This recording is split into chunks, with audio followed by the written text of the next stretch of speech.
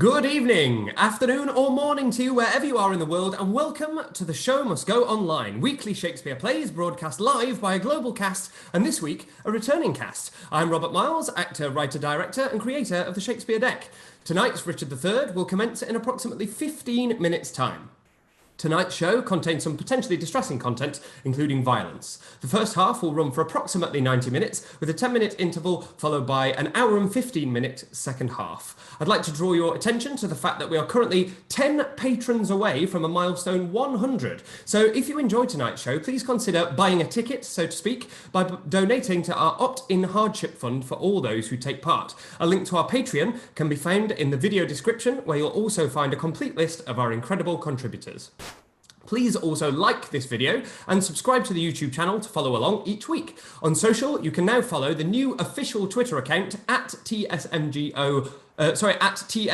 Online Live, or follow The Show Must Go Online on Insta and Facebook. Share your reactions using the hashtag #ShowMustGoOnline. Tonight's game is Collect the Best Richard Burns, and there are plenty to choose from. At this time, I'd like to introduce our cast and crew, starting as always with our splendiferous producer, Sarah Peaty. Hi everyone, I'm Sarah. I'm an Innovation Project Manager and actor, and I'm based in Glasgow. Our Associate Stage Manager and Master of Props, Emily Ingram. Hi, my name's Emily, and I am a director, writer and prop maker based in Scotland. Returning on sound, it's Adam Woodhams. Hi, I'm Adam Woodhams, a sound designer based in the UK. And finally, resident flight directors Yaret Dor and Enrique Ortuño. Hi, I'm Yaret. And I'm Enrique. And we're flight directors based in London.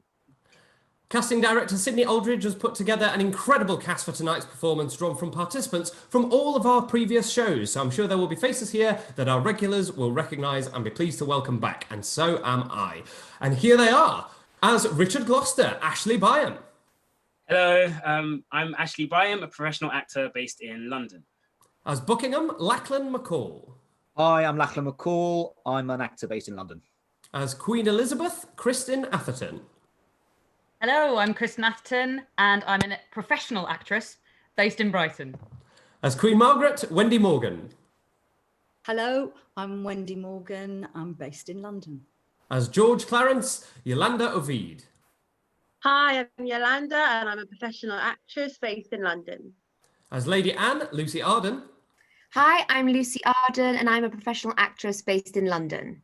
As Hastings, Luke Barton. Hello, I'm Luke Barton. I'm a professional actor based in London. As the Duchess of York, Sarah Ingram. Hi, I'm Sarah. I'm a professional actress based in Leicester. As Henry Richmond, Daniel Cech-Lucas. Hi, I'm Daniel Cech-Lucas. I'm a professional actor based in London. As Stanley, Sulin Hasso. Hi, I'm Sulin Hasso, and I'm a professional actor based in London. As King Edward, Esmonde Cole. Hi, I'm Esmonde Cole, and I'm a professional actor based in London. As Catesby, Miguel Perez. Hi, I'm Miguel Perez, and I'm a professional actor based in Los Angeles. As Rivers, Ailis Duff. Hi, I'm Ailis Duff. I'm a professional actor and improviser based in London. As Prince Edward, Scarlet Archer. Hello, I'm Scarlet Archer, and I'm a British actor from Sheffield. As Ratcliffe, Benjamin McFadden.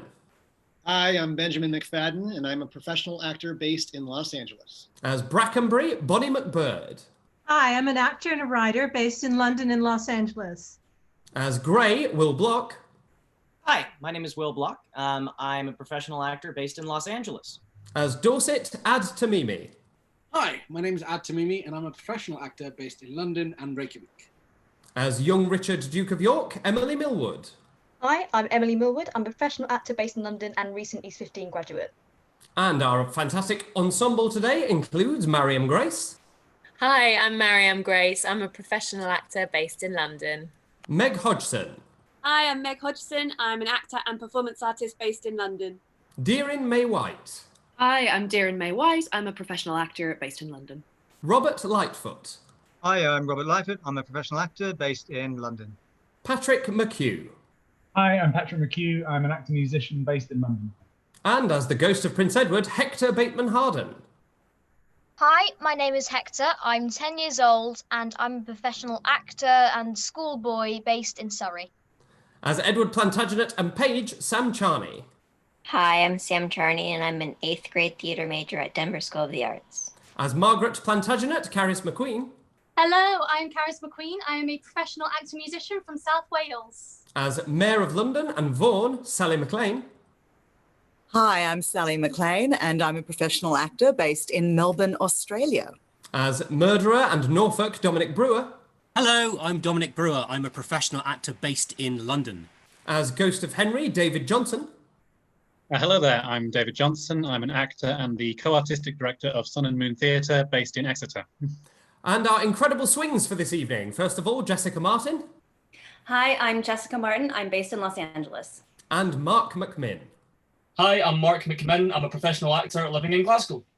So our swings in the event of technical difficulties or personal emergencies will valiantly swing in to keep the show moving along. And I have to give them a special shout out this evening because without them, our rehearsals would not have been possible. They've stepped in variously as almost every role in the production at some point over the last 3 days. So outstanding work, guys. Thank you so much. And it is with the best will in the world that I say, I hope we don't see you tonight. It's also a delight to welcome back at this time a returning guest speaker for this evening, a friend of the show, the man who started the tradition of our introductions and who has sourced all of our delightful speakers so far is Mr. Ben Crystal. Ben is an actor, author and producer known for his work both performing and promoting the works of William Shakespeare, using original practices and in original pronunciation. Ben is the author of Shakespeare on Toast, co-author of Shakespeare's Words and many other great resources, and is posting some brilliantly accessible free tutorials on the Shakespeare on Toast YouTube channel, so please do check those out in the link in the description. If you like what we're doing, you're going to love what he's doing. Ben, the play is Richard III and the floor is yours.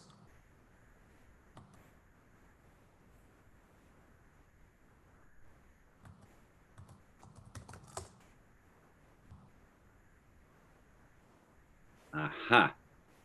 Turn the mic on. What I said was, thank you so much, Rob. It's a pleasure to be back. It's a pleasure to see everyone returning to the cast and lovely to be with you all out there as well. I wasn't supposed to be here today. I'd arranged Carlos and Mercedes from Shakespeare Argentina to jointly introduce this play, but they had an emergency cultural meeting right now. So I am here to offer you a few thoughts and favorite sort of anecdotes and memories about the play.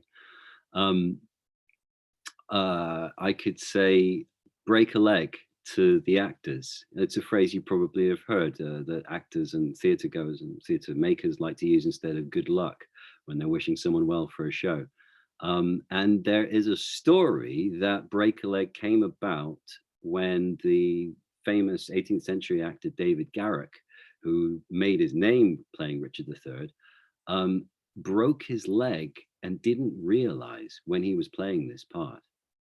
Now, we don't know whether it's true, but what we do know is that, I mean, if anyone knows anything about this play, they probably know that Richard III has a hunchback and is crippled or differently abled, and that the play starts with a very famous speech: "Now is the winter of our discontent, made glorious summer by this son of York." But David Garrick, the actor from the 18th century, he didn't get to do this speech. The most famous version of this play was edited by a man called Colley Cibber, and he took out the opening speech and changed a whole bunch of other stuff. But this was the version of the text for 170 years. The actor Sir Laurence Olivier from the 20th century, probably made the part, well, not most famous, but his performance of it is really quite well known. There's a description of it I'm going to read to you. I'm going to need my glasses here. This is from the actor Robert Stevens' biography. He said, "I've never been frightened of anything much. I've never had stage fright, unlike Larry Olivier. Larry was so nervous on his first night of Richard III.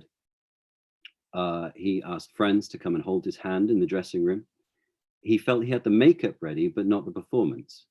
His friends sat with him while he applied his long plasticine nose, his dark, straggly black wig, his great hump.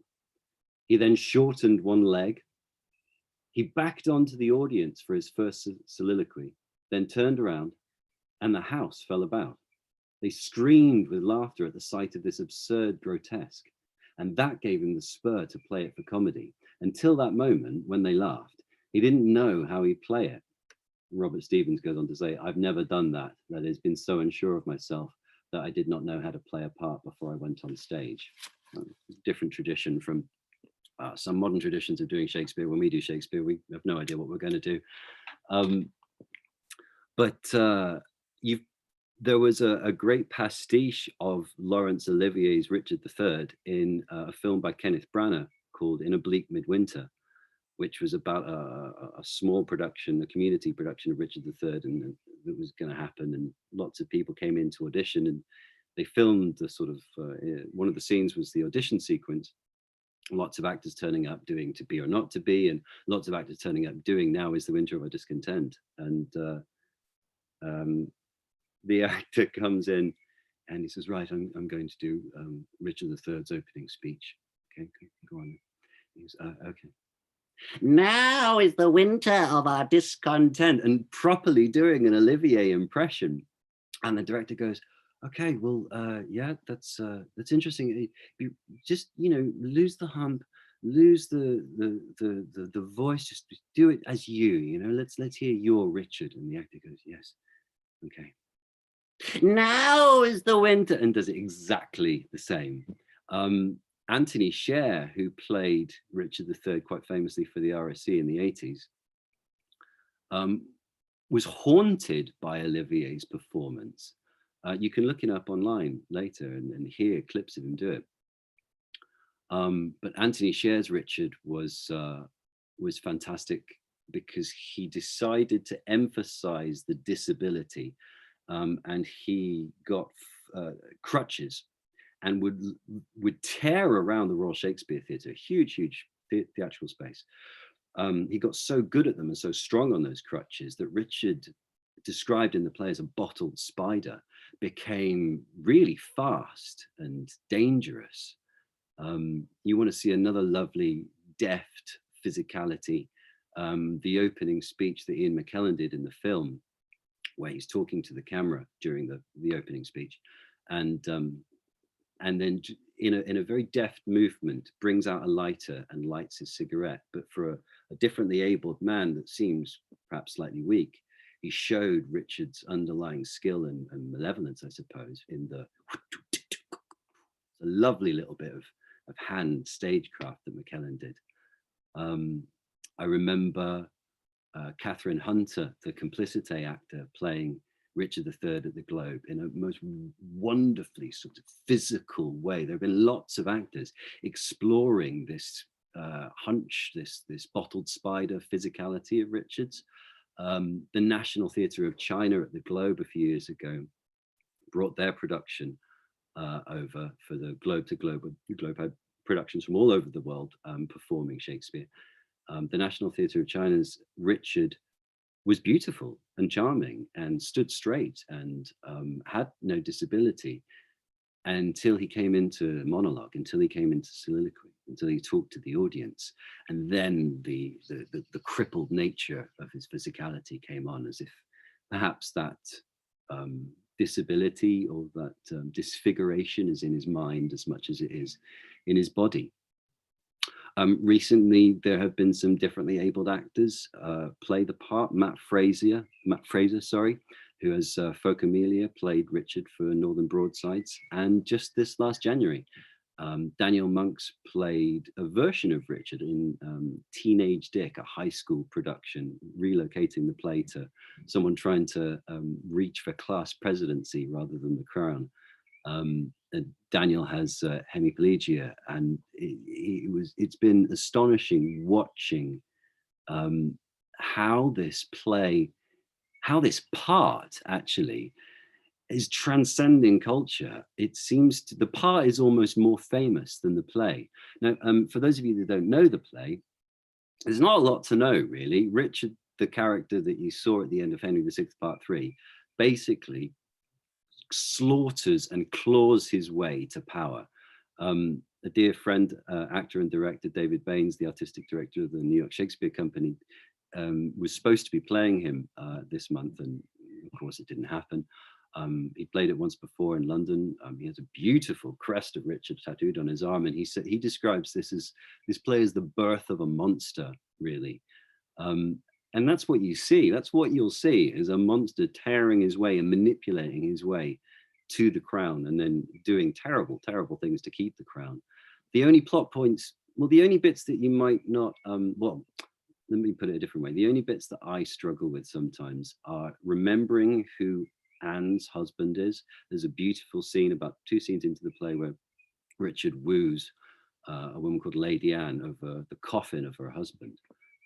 It's one of those scenes in Shakespeare that is just almost perfectly written. Anne's husband, the man, the fellow in the coffin, was the son of Henry VI, if you remember from the Henry VI plays.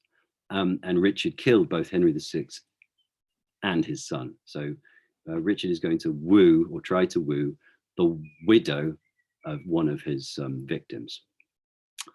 So that's who Lady Anne's husband is. The other people that might seem a little hard to grasp who they are Grey and Rivers and Elizabeth, who Richard also kills.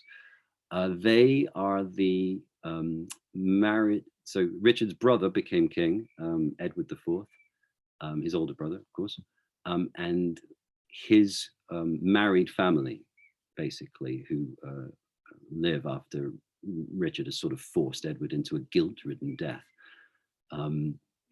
His family, his married family, sorry, are Elizabeth and Grey and Rivers, but they die soon anyway.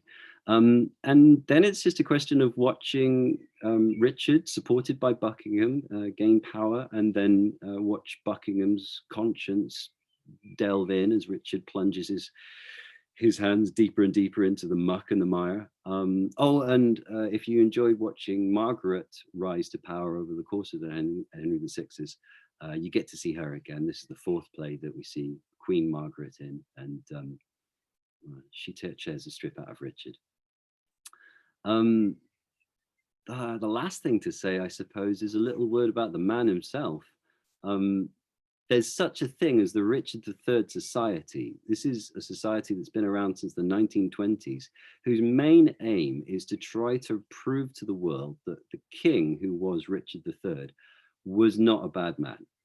That the bad name that he's been given is because of Shakespeare, and that actually the king who was Richard III wasn't so bad.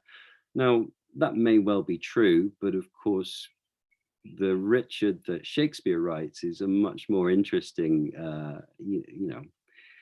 character to be leading a play, a history play at that. A real terrifying villain is more interesting, more dramatically interesting than a pretty nice one. So the Richard III Society may be right, they may not be, we'll not know, but certainly the character that Shakespeare wrote is an interesting one.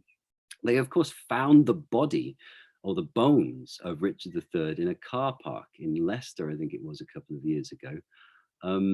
And out of the back of finding the body, there are a group of people who are studying the bone composition of Richard's skull to try and work out what sort of voice he had, what sort of vowel sounds he would have made from the shape of his bone structure.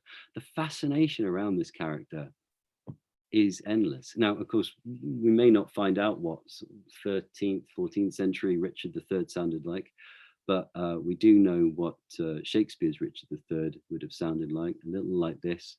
No is the winter of our discontent, made glorious summer by this sun of York. We're about to hear it in a beautiful and different way.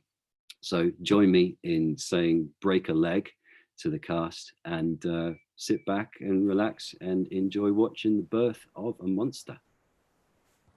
Thank you so much, Ben, for that. That was absolutely fabulous. So the show is about to begin, so please remember to share your reactions on social with the hashtag #ShowMustGoOnline. And it is my great pleasure at this time, without further ado, to introduce to you Richard III. Act 1, Scene 1. London, a street. Enter Richard, Duke of Gloucester, solus. Now is the winter of our discontent, made glorious summer by this son of York, and all the clouds that lowered upon our house in the deep bosom of the ocean buried.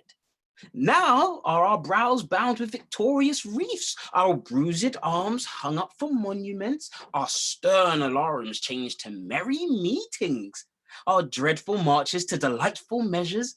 Grim-visaged war had smoothed his wrinkled front, and now, instead of mounting barbed steeds to fright the souls of fearful adversaries, he capers nimbly in a lady's chamber to the lascivious pleasing of a lute. But I, that am not shaped for sportive tricks, nor made to court an amorous looking glass, I that am rudely stamped and once love's majesty to strut before a wanton ambling nymph, I that am curtailed of this fair proportion, cheated of feature by dissembling nature, deformed, unfinished, sent before my time into this breathing world, scarce half made up, and that so lamely and unfashionable that dogs bark at me as I halt by them. Why, I, in this weak, piping time of peace, have no delight to pass away the time, unless to see my shadow in the sun and descant on mine own deformity. And therefore, since I cannot prove a lover to entertain these fair, well-spoken days, I am determined to prove a villain, and hate the idle pleasures of these days. Plots have I laid, inductions dangerous, by drunken prophecies, libels, and dreams, to set my brother Clarence and the king in deadly hate, the one against the other. And if King Edward be as true and just as I am subtle, false, and treacherous, this day should Clarence closely be mewed up about a prophecy which says that G of Edward's heirs the murderer shall be. Dive thoughts down to my soul. Here Clarence comes. Brother, good day. What means this armed guard that waits upon your grace? His Majesty, tendering my person's safety, hath appointed this conduct to convey me to the Tower. Upon what cause? Because my name is George. But what's the matter, Clarence? May I know? Yea, Richard, when I know, but I protest as yet I do not. But as I can learn, he says a wizard told him that by G his issue disinherited should be. And as for my name of George beginning with G, it follows in his thoughts that I am he. These, as I learn, in such like toys as these, have moved his highness to commit me now. Why, this is it when men are ruled by women. 'Tis not the king that sends you to the Tower, my Lady Grey, his wife. Clarence, 'tis she. We are not safe, Clarence, we are not safe. I beseech your graces both to pardon me. His Majesty hath straitly given in charge that no man shall have private conference of what degree soever with your brother. Even so, and please your worship, Brackenbury, you may partake of anything we say. But I do beseech your grace to pardon me, and withal, forbear your conference with the noble duke. We know thy conference, Brackenbury, and will obey. We are the Queen's abjects and must obey. Brother, farewell. I will unto the king, and whatsoe'er you employ me in, were it to call King Edward's widow's sister, I will perform it to enfranchise you. Meantime, this deep disgrace in brotherhood touches me deeper than you can imagine. I know that pleaseth neither of us well. Well, your imprisonment shall not be long. Meantime, have patience. I must, perchance. Farewell. Go, tread the path that thou shalt ne'er return.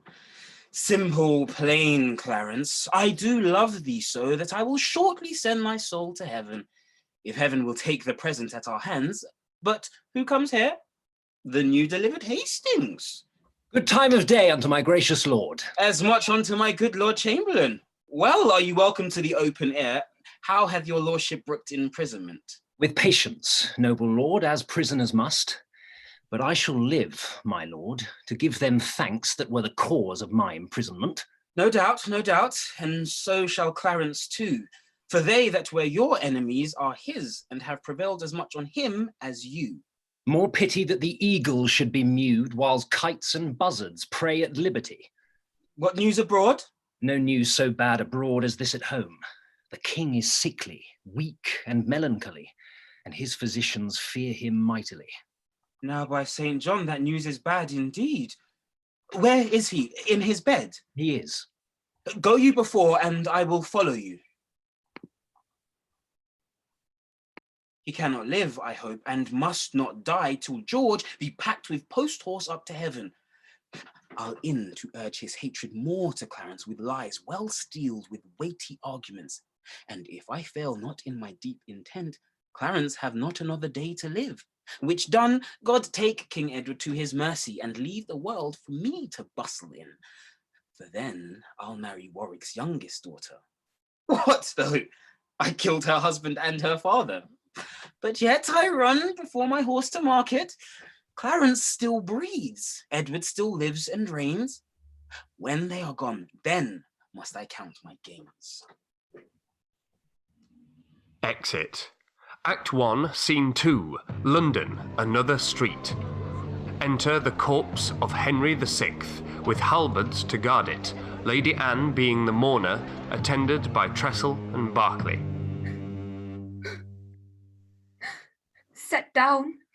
Set down your honourable load, if honour may be shrouded in a hearse, whilst I awhile obsequiously lament th' untimely fall of virtuous Lancaster. Pale ashes of the house of Lancaster, be it lawful that I indicate thy ghost to hear the lamentations of poor Anne, wife to thy Edward, to thy slaughtered son, stabbed by the self-same hand that made these wounds. Cursed be the hand that made these holes. If ever he have child, abortive be it, prodigious and untimely brought to light, whose ugly and unnatural aspect may fright the hopeful mother at the view, and that be heir to his unhappiness. If ever he have wife, let her be made more miserable by the life of him than I am made by my young lord and thee. Come now towards Chertsey with your holy load. Stay you that bear the course, and set it down. What black magician conjures up this fiend to stop devoted charitable deeds? Avaunt, thou dreadful minister of hell!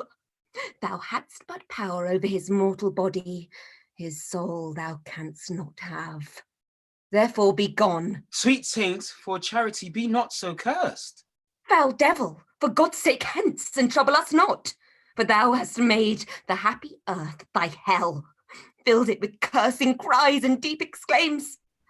If thou delight to view thy heinous deeds, behold, this pattern of thy butcheries.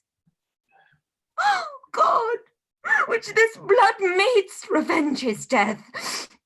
Earth, which this blood drinkst, revenge his death.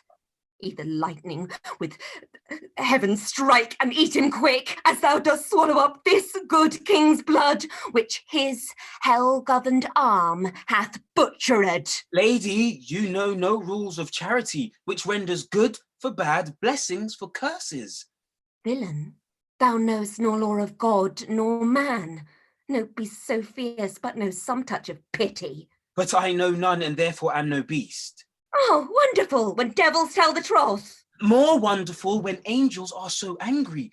Vouchsafe divine perfection of a woman, of these supposed crimes, to give me leave by circumstance but to acquit myself. Vouchsafe diffused infection of a man, of these known evils, but to give me leave by circumstance to accuse thy cursed self. Fairer than tongue can name thee. Let me have some patient leisure to excuse myself. Fouler than heart can think thee, thou canst make no excuse current, but to hang thyself. By such despair I should accuse myself. And by despairing shalt thou stand excused, for doing worthy vengeance on thyself, that didst unworthy slaughter upon others. Say that I slew them not. Then say they are not slain, But dead they are, devilish slave, and by thee. I did not kill your husband. Why, then he is alive. Nay, he is dead, and slain by Edward's hands. Thy foul throat, thou liest. Queen Margaret saw thy murderous falchion smoking in his blood, the which thou once didst spend against her breast, but that thy brothers beat aside the point. I was provoked by her slanderous tongue that laid their guilt upon my guiltless shoulders. Thou was provoked by thy bloody mind that never dreams on aught but butcheries. Didst thou not kill this king? I grant ye. Thou dost grant me, hedgehog. Then God grant me too. Thou mayst be damned for that wicked deed. Oh, he was gentle, mild, and virtuous. The better for the King of Heaven that have him. He is in heaven, where thou shalt never come. Let him thank me that holp to send him thither, for he was fitter for that place than earth. And thou unfit for any place but hell? Yes, one place else, if you will hear me name it. Some dungeon. Your bed chamber. He'll rest betide the chamber where thou liest. So will it, madam, till I lie with you. I hope so. I know so. But gentle Lady Anne, to leave this keen encounter of our wits and fall something into a slower method. Is not the causer of the timeless deaths of these Plantagenets Henry and Edward as blameful as the executioner? Thou was the cause, and most accursed effect. Your beauty was the cause of that effect.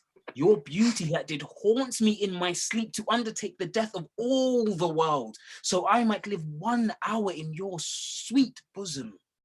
If I thought that, I tell thee, homicide, these nails should wrench that beauty from my cheeks. These eyes could not endure that beauty's rack. You should not blemish it. If I stood by as all the world is cheered by the sun, so I by that it is my day, my life. Black night o'ershade thy day, and death thy life. Curse not thyself, fair creature, thou art both. I would I were, to be revenged on thee. It is a quarrel most unnatural to be revenged on him that loveth thee. It is a quarrel just and reasonable to be revenged on him that killed my husband. He that bereft thee, lady, of thy husband, did it to help thee to a better husband. His better doth not breathe upon the earth. He lives that loves thee better than he could. Name him. Plantagenet. Why, that was he. It's the self-same name, but one of better nature. Where is he? Here. Why dost thou spit at me? Would it were mortal poison for thy sake. Never came poison from so sweet a place. Never hung poison on a fouler toad. Out of my sight, thou dost infect mine eyes. Thine eyes, sweet lady, have infected mine. Would they were basilisks to strike thee dead. I would they were, that I might die at once. For now they kill me with a living death. Those eyes of thine from mine have drawn salt tears, shamed their aspects with store of childish drops. These eyes which never shed remorseful tear, I never sued to friend nor enemy. My tongue could never learn sweet smoothing word, but now thy beauty is proposed my fee. My proud heart soothes and prompts my tongue to speak.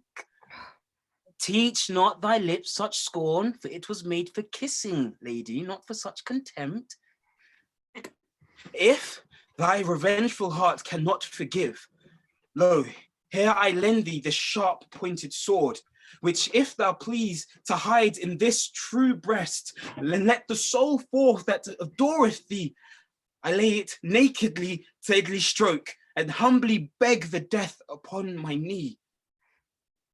Nay, do not pause, for I did kill King Henry, but 'twas thy beauty that provoked me. Nay, now dispatch. 'Twas I that stabbed young Edward, but 'twas thy heavenly face that set me on. Take up the sword again, or take up me. Arise, dissembler. Though I wish thy death, I will not be thy executioner. Then bid me kill myself, and I will do it. I have already. That was in thy rage. Speak it again, and even with the word, this hand which for the love thy did kill thy love, shall for thy live kill a far truer love. To both their death shall be accessory. I would I knew thy heart. 'Tis figured in my tongue. I fear me both are false. There never was man true. Well, put up your sword. Say then my peace is made. That thou shalt know hereafter. But shall I live in hope? All men I hope live so. Vouchsafe to wear this ring. To take is not to give. Look, how my ring encompasseth thy finger. Even so thy breast encloseth my poor heart. Wear both of them, for both of them are thine. And if thy poor devoted servant may but beg one favour at thy gracious hand, What thou is dost it? confirm this happiness forever. And tell me then. That it may please you, believe these sad designs to him that hath most cause to be a mourner, and presently repair to Crosby House, where, after I have solemnly interred at Chertsey Monastery this noble king, and wet his grave with my repentant tears, I will with all expedient duty see you. For divers unknown reasons, I beseech you, grant me this boon. With all my heart, and much it joys me too, to see you are become so penitent. Trestle and Berkeley, go along with me. Bid me farewell. 'Tis more than you deserve. But since you teach me how to flatter you, imagine I have said farewell already. Sirs, take up the course. Towards Chertsey, noble lord. No, to Whitefriars. There attend my coming.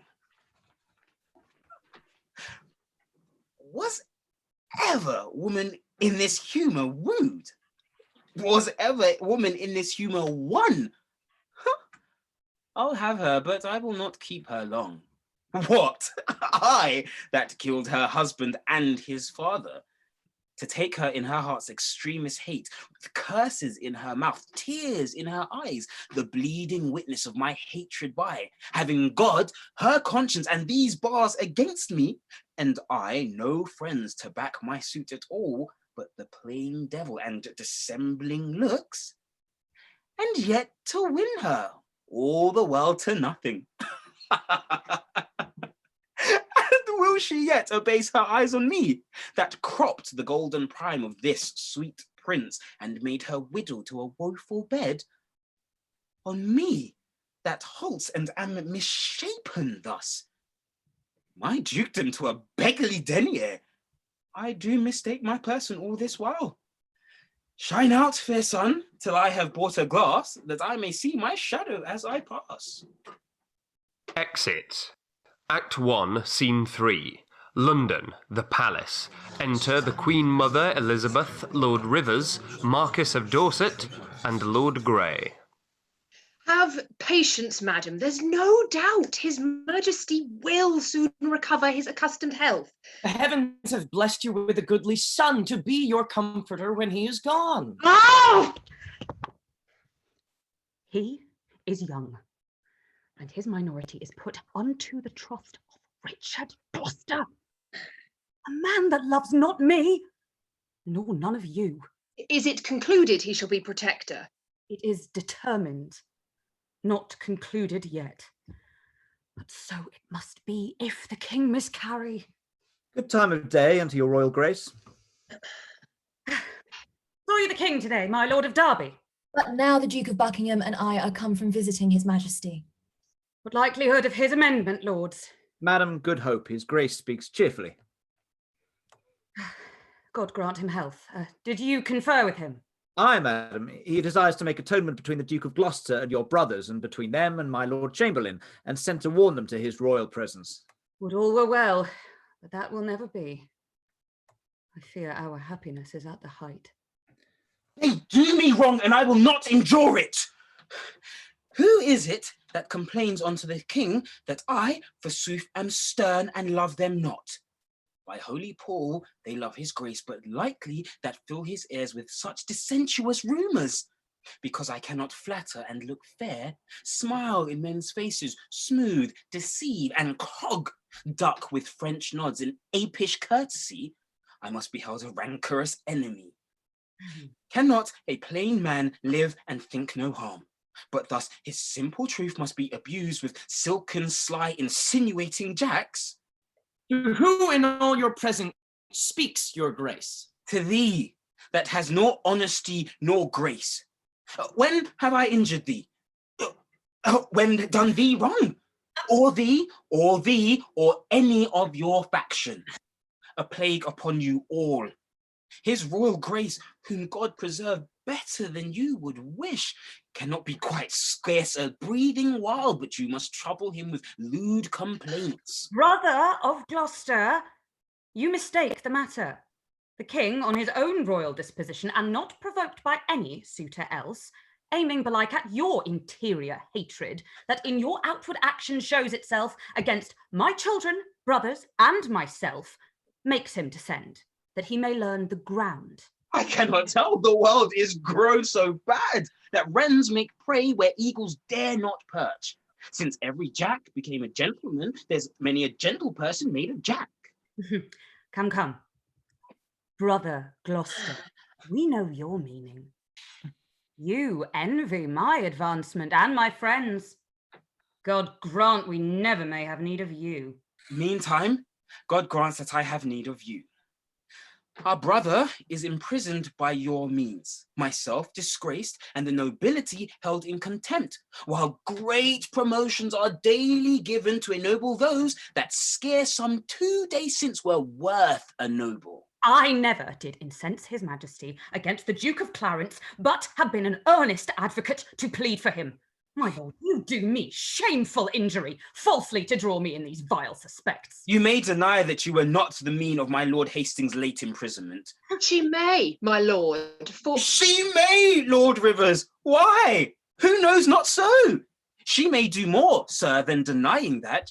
She may help you to many fair preferments, and then deny her aiding hand therein, and lay those honours at your high desert. And what may she not? She may, I marry, she may.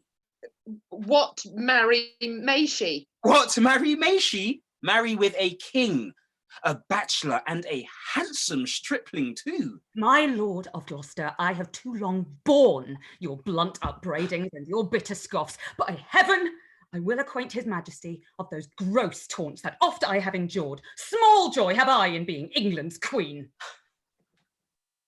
Lessened be that small. God, I beseech him. Thy honour, state, and seat is due to me. What? Threat you me with telling of the king? Tell him and spare not. Look what I have said. I will avouch in presence of the king. I dare adventure to be sent to the tower. 'Tis time to speak. My pains are quite forgot. Oh, devil!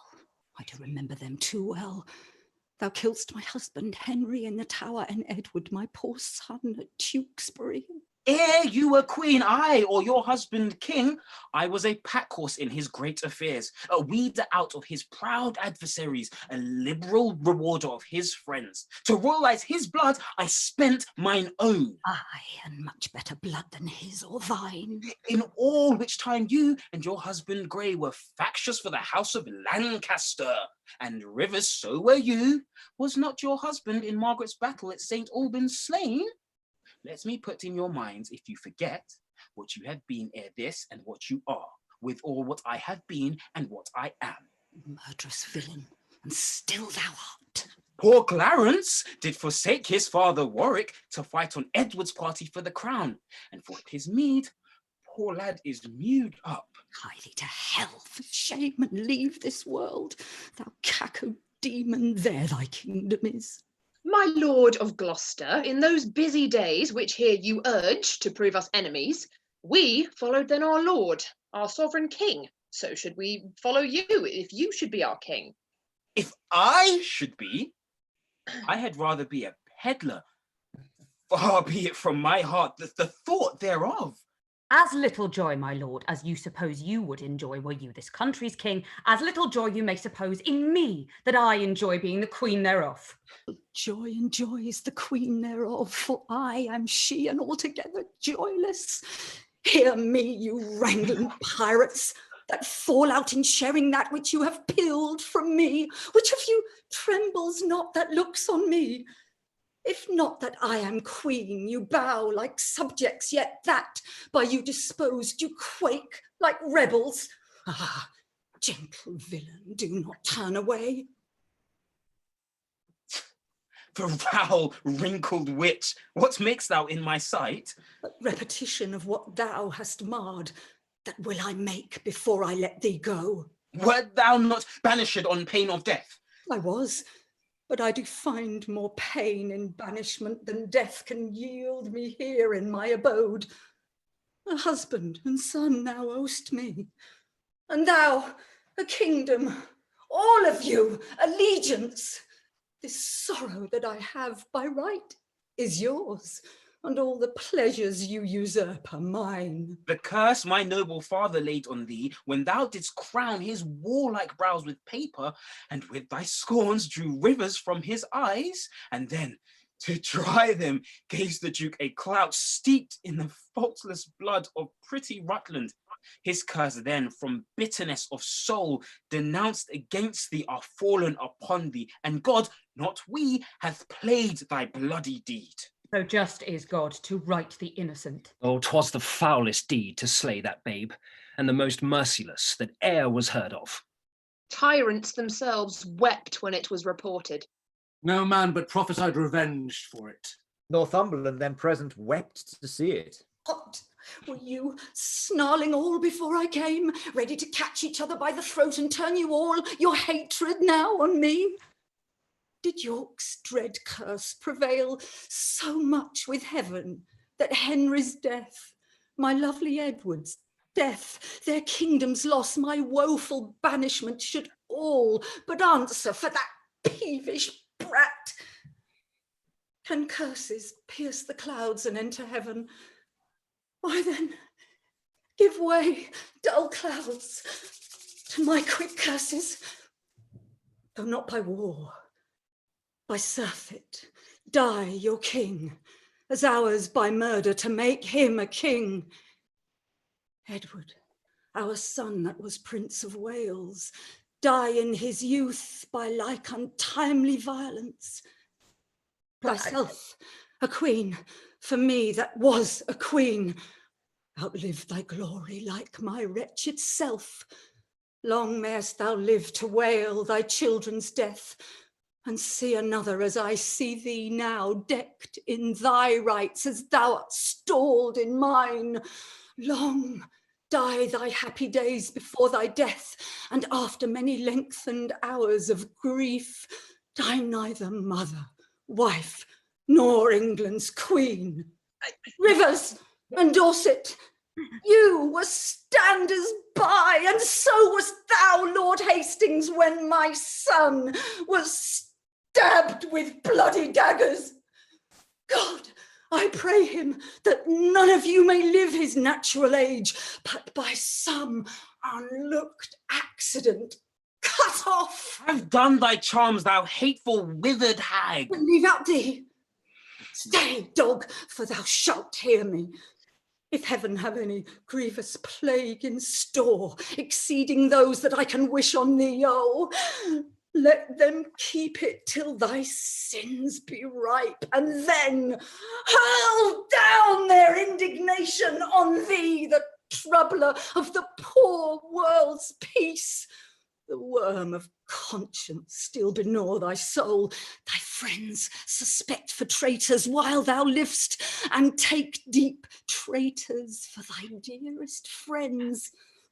No sleep close up that deadly eye of thine, unless it be while some tormenting dream affrights thee with a hell of ugly devils. Oh, elvish, marked, abortive, rooting hog, thou that was sealed in thy nativity, the slave of nature and the son of hell, thou slander of thy heavy mother's womb, thou loathed issue of thy father's loins, thou rag of honour, thou detested Margaret! Richard, I call thee not. I cry thee mercy then, for I did think that thou hadst called me all these bitter names. Why, so I did, but looked for no reply. Oh, let me make the period to my curse. Done by me and ends in Margaret. Thus have you breathed your curse against yourself. Poor painted queen, vain flourish of my fortune. Why strew'st thou sugar on that bottled spider whose deadly web ensnareth thee about? The day will come that thou shalt wish for me to help thee curse this poisonous bunch-backed toad. False-boding woman, end thy frantic curse, lest to thy harm thou move our patience. How shame upon you. You have all moved mine. Were you well served, you would be taught your duty. To serve me well, you all should do me duty. Teach me to be your queen, and you, my subjects, oh, serve me well, and teach yourselves that duty. Dispute not with her, she is lunatic. Peace for shame, if not for charity. Urge neither charity nor shame to me. Uncharitably with me have you dealt, and shamefully my hopes by you are butchered. My charity is outrage, my life, my shame, and in that shame still live my sorrow's rage. Have done, have done. Oh, princely Buckingham, I'll kiss thy hand in sign of league and amity with thee. Now fair befall thee and thy noble house. Thy garments are not spotted with our blood, nor thou within the compass of my curse. Nor no one here, for curses never pass the lips of those that breathe them in the air. I will not think, but they ascend the sky and there awake God's gentle sleeping peace. O Buckingham, take heed of yonder dog. Look, when he fawns, he bites. When he bites, his venom tooth will rankle to the death. What doth she say, my lord of Buckingham? Nothing that I respect, my gracious lord. What dost thou scorn me for, my gentle counsel, and soothe the devil that I warn thee from? But remember this another day, when he shall split thy very heart with sorrow, and say poor Margaret was a prophetess.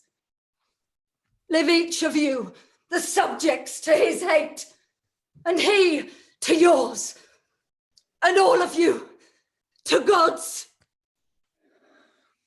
My hair doth stand on end to hear her curses. And so doth mine. I muse why she's at liberty. I cannot blame her. By God's holy mother, she hath had too much wrong, and I repent my part thereof that I have done to her. I never did her any, to my knowledge. Yet you have all the vantage of her wrong. Madam, his majesty doth call for you, and for your grace, and yours, my gracious lord. Catesby, I come. Lords, will you go with me? We wait upon your grace.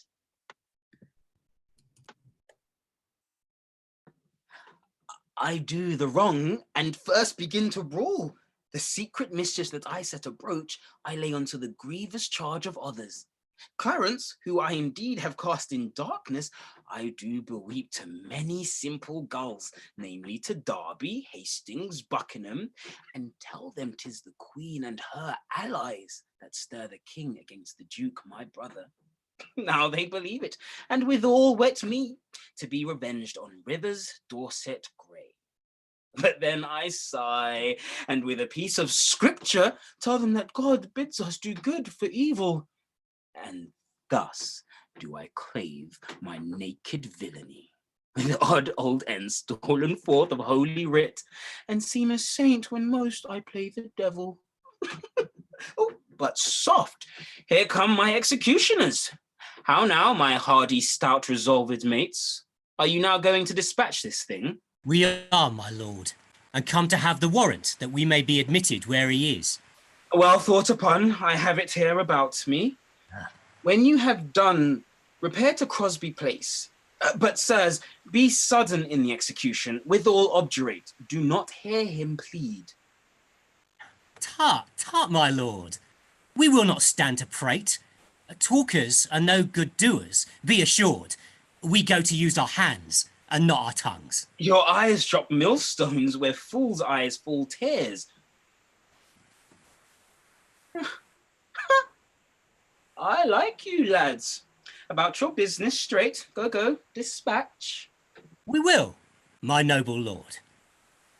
Exeunt. Act 1, Scene 4, London, the Tower. Enter Clarence and Keeper. I looked your grace so heavily today. Oh, I've passed a miserable night, so full of fearful dreams of ugly sights. Methought that I had broken from the tower and was embarked to cross to Burgundy.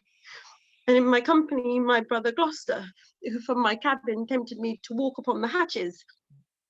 Thence we looked towards England and sighted up 1,000 heavy times during the wars of York and Lancaster that had befallen us. As we paced along upon the giddy footing of the hatches, methought that Gloucester stumbled and in falling struck me, that thought to stay himself overboard into the tumbling billows of the main.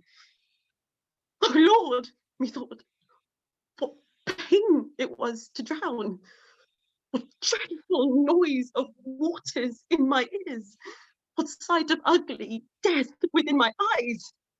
Methought I saw 1,000 fearful racks, 1,000 men that fishes gnawed upon, wedges of gold, great anchors, heaps of pearl, inestimable stones, unvalued jewels, all scattered in the bottom of the sea.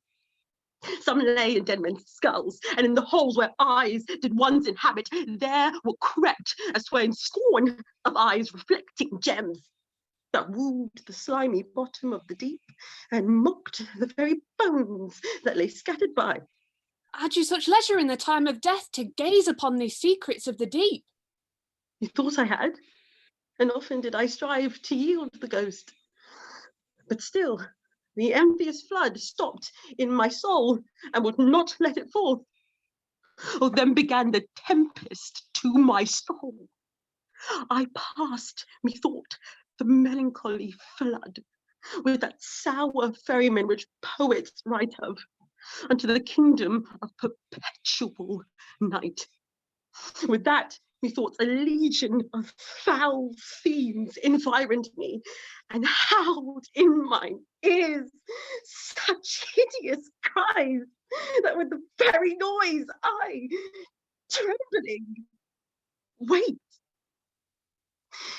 And for a season after, could not believe but that I was in hell.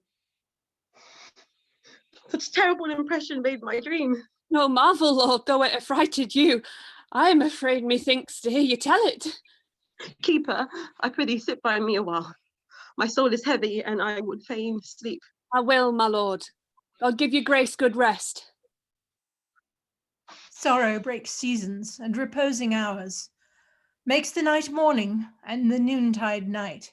Princes have but their titles for glories, an outward honour for an inward toil, and for unfelt imaginations they often feel a world of restless cares, so that between their titles and low name there's nothing differs but outward fame. Oh, who's there? What wouldst thou, fellow, and how camest thou hither? I would speak with Clarence, and I came hither on my legs. What, so brief? It's better, sir, than to be tedious. Let him see our commission and talk no more.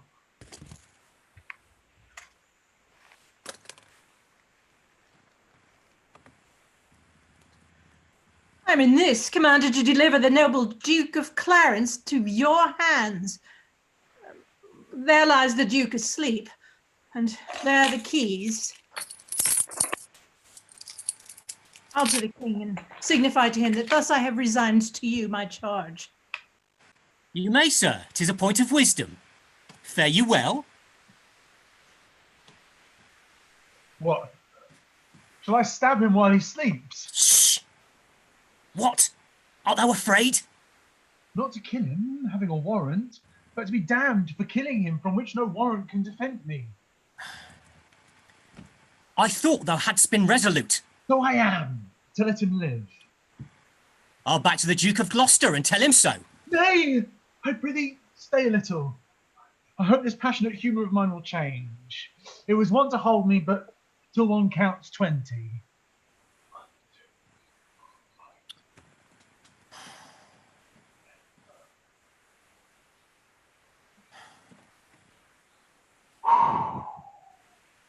How dost thou feel thyself now?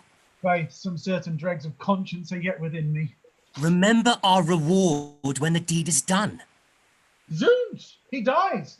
I'd forgot the reward. Take him on the costard with the hilts of thy sword, and then throw him into the malmsey butt in the next room. Oh, excellent device! I'd make a sop of him! Oh, softy, wait! Strike! No, we'll reason with him. Where art thou, keeper? Give me a cup of wine. You shall have wine enough, my lord, anon. God's name, what art thou? A man, as you are. But not as I am royal. Nor you, as we are, loyal. Thy voice is thunder, but thy looks are humble. My voice is now the king's. My looks, mine own. How darkly and how deadly dost thou speak. Your eyes do menace me. Why look you pale?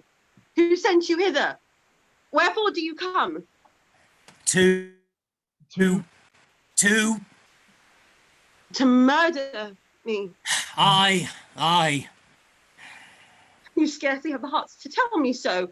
Are you drawn forth among a world of men to slay the innocent? What is my offence? I charge you, as you hope to have redemption, that you depart and lay no hands on me. The deed you undertake is damnable. What we will do, we do upon command. And he that hath commanded is our king. Erroneous vassals! The great king of kings hath in the table of his law commanded that thou shalt do no murder. Will you then spur at his edict and fulfill a man's? Take heed, for he holds vengeance in his hand to hurl upon thy heads that break his law. And that same vengeance doth he hurl on thee, for false forswearing and for murder too. How canst thou urge God's dreadful law to us, when thou hast broke it in such dear degree? Alas, for whose sake did I that evil deed? For Edward, for my brother, for his sake. He sends you not to murder me for this, for in that sin he is as deep as I. Who made thee then a bloody minister, when gallant springing brave Plantagenet, that princely novice, was struck dead by thee? My brother's love, the devil and my rage. Thy brother's love, our duty, and thy faults provoke us hither now to slaughter thee. Oh, if you love my brother, hate not me. I am his brother, and I love him well. If you are hired for meed, go back again, and I will send you to my brother Gloucester, who shall reward you better for my life than Edward will for tidings of my death. You are deceived. Your brother Gloucester hates you. Oh no, he loves me, and he holds me dear. Right. As snow in harvest. Come, you deceive yourself. 'Tis he that sends us to destroy you here. It cannot be. For he bewept my fortune and hugged me in his arms, and swore with sobs that he would labour my delivery. Why, so he doth when he delivers you from this earth's thraldom to the joys of heaven. Make peace with God, for you must die, my lord. Have you that holy feeling in your souls to counsel me to make my peace with God? And are you yet to your own soul so blind that you will war with God by murdering me? Oh, sirs, consider they that set you on to do this deed will hate you for the deed. What should we do? Relent and save your souls. Relent? No, 'tis cowardly and womanish. Not to relent is beastly, savage, devilish. My friend, I spy some pity in thy looks. For if thine eyes not be a flatterer, come thou on my side and entreat for me. Look behind you, my lord. Take that! And that! And if all this will not do, I'll drown you in the malmsey butt within.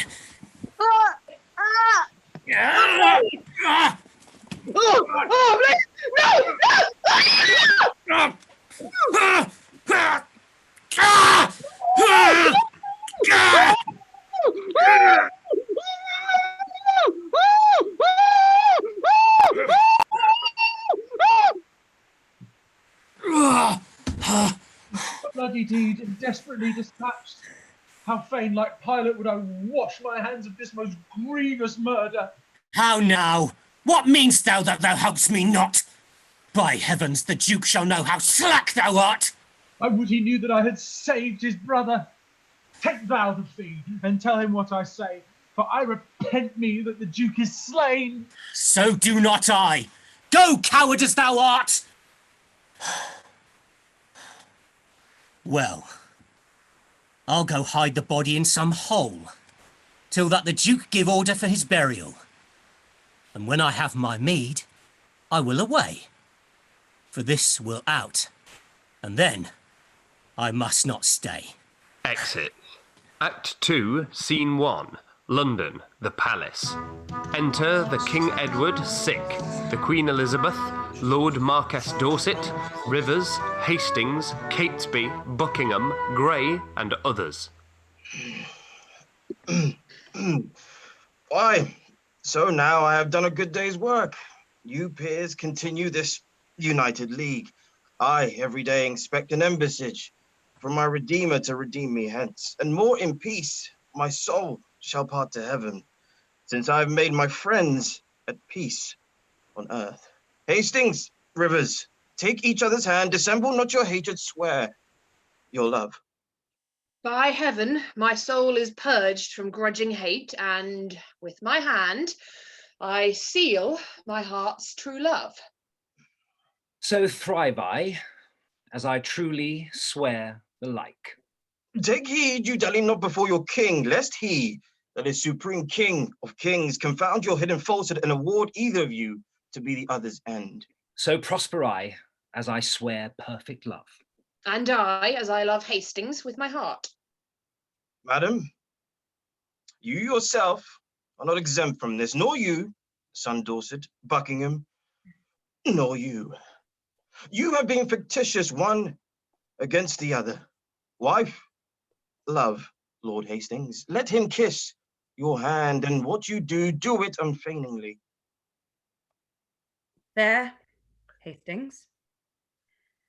I never will more remember our former hatred. So thrive I and mine. Dorset, embrace him.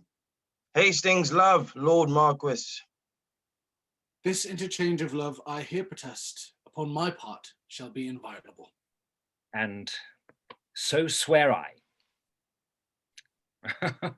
Oh.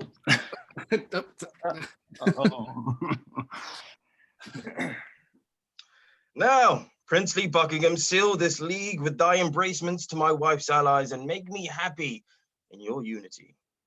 Whenever Buckingham doth turn his hate upon your grace, but with all duteous love doth cherish you and yours, God punish me with hate in those where I expect most love.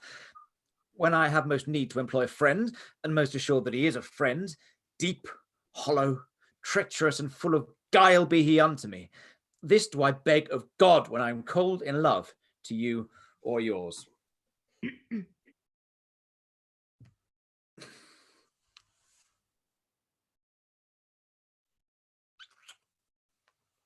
A pleasing, cordial, princely Buckingham, is this thy vow unto my sickly heart?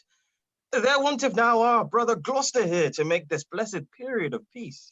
And in good time, here comes Sir Richard Ratcliffe and the Duke. Good morrow to my sovereign king and queen, and princely peers, a happy time of day. Happy, indeed, as we have spent the day.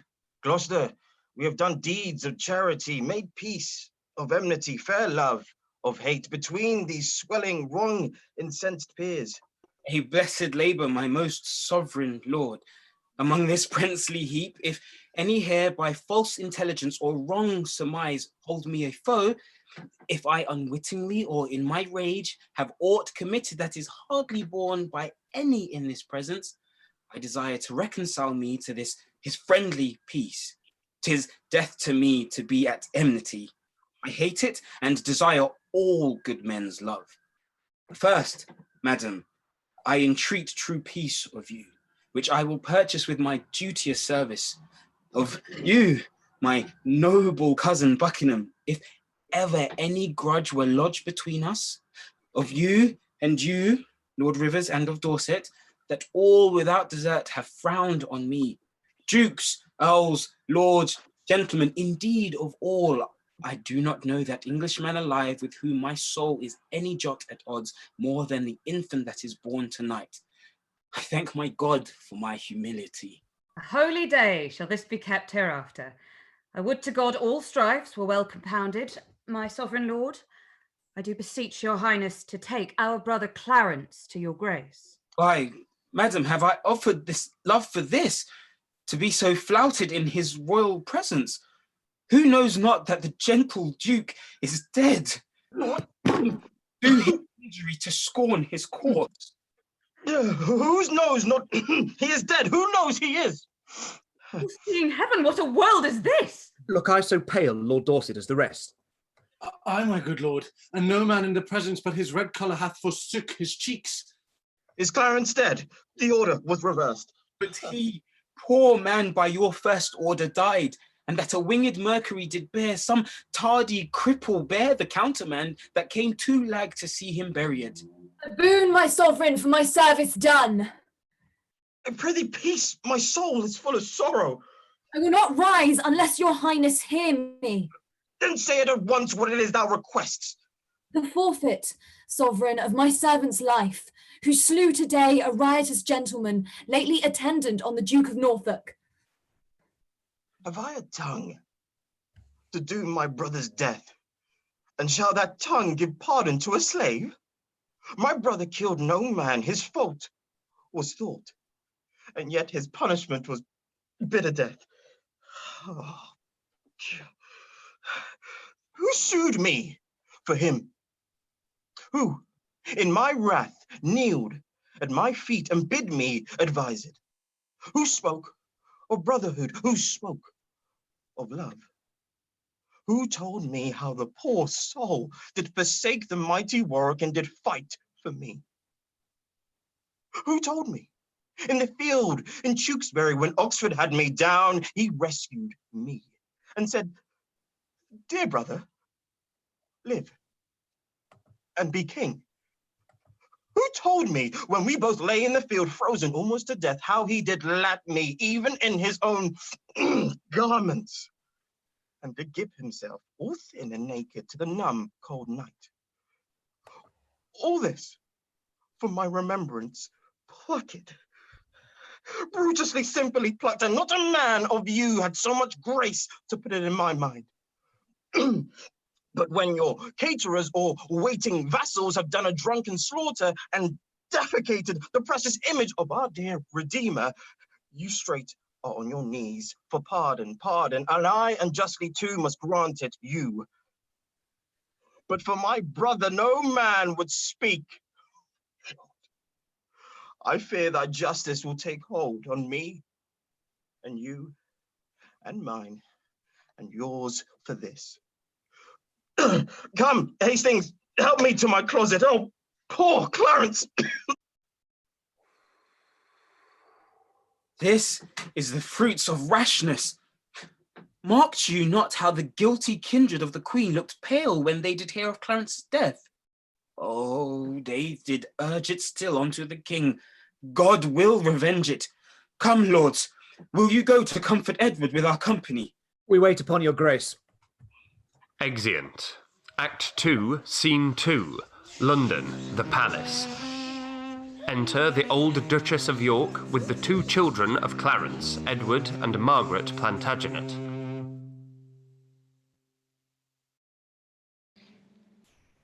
Good grandam, tell us, is our father dead? Oh, boy, Why do you weep so oft, and beat your breast, and cry, "Oh, Clarence, my unhappy son"? Why do you look on us and shake your head and call us orphans, wretches, castaways, if that our noble father were alive? My pretty cousins, you mistake me both. I do lament the sickness of the king, as loath to lose him, not your father's death. Lost, sorrow to wail on one's loss. Then you conclude, grandam, he is dead. The king, mine uncle, is to blame for it. God will revenge it, whom I will importune with earnest prayers, all to that effect. And so will I. Peace, children, peace. The king doth love you both well. Incapable in shallow innocence, you cannot guess who caused your father's death. Grandam, we can, for my good uncle Gloucester told me the king, provoked to it by the queen, devised impeachments to imprison him. And when my uncle told me so, he wept, and pitied me, and kindly kissed my cheek, bade me rely on him as on my father, and he would love me dearly as a child. Oh, that deceit should steal such gentle shape, and with a virtuous visor hide deep vice. He is my son, I, and therein my shame. Yet from my dugs he drew not this deceit. Think you my uncle did dissemble, grandam? Aye, boy. I cannot think it. What noise is this? Who shall hinder me to wail and weep, to chide with fortune and torment myself? I'll join with black despair against my soul, and to myself become an enemy. What means this scene of rude impatience? To make an act of tragic violence. Edward, my lord, thy son, our king, is dead. Why grow the branches when the root is gone? Why wither not the leaves that want their sap? If you will live, lament. If die, be brief, that our swift-winged souls may catch the king's, or like obedient subjects follow him to his new kingdom of ne'er-changing might. So much interest have I in thy sorrow, as I had title in thy noble husband. I have bewept a worthy husband's death, and lived with looking on his images, but now, too, mirrors of his princely semblance are cracked in pieces by malignant death. And I, for comfort, have but one false glass that grieves me when I see my shame in him. Clarence and Edward, oh, cause of I, thine being but a moiety of my moan, to overgo thy woes and drown thy cry. Was never a mother had so dear a loss. I am the mother of these griefs. Alas, you three on me, threefold distressed, pour all your tears. I am your sorrow's nurse, and I will pamper it with lamentation. Comfort, dear mother. God is much displeased that you take with unthankfulness his doing. In common worldly things 'tis called ungrateful, with dull unwillingness to repay a debt, which with a bounteous hand was kindly lent. Much more to be thus opposite with heaven, for it requires the royal debt it lent you. Madam, bethink you like a careful mother of the young prince your son. Send straight for him. Let him be crowned. In him your comfort lives.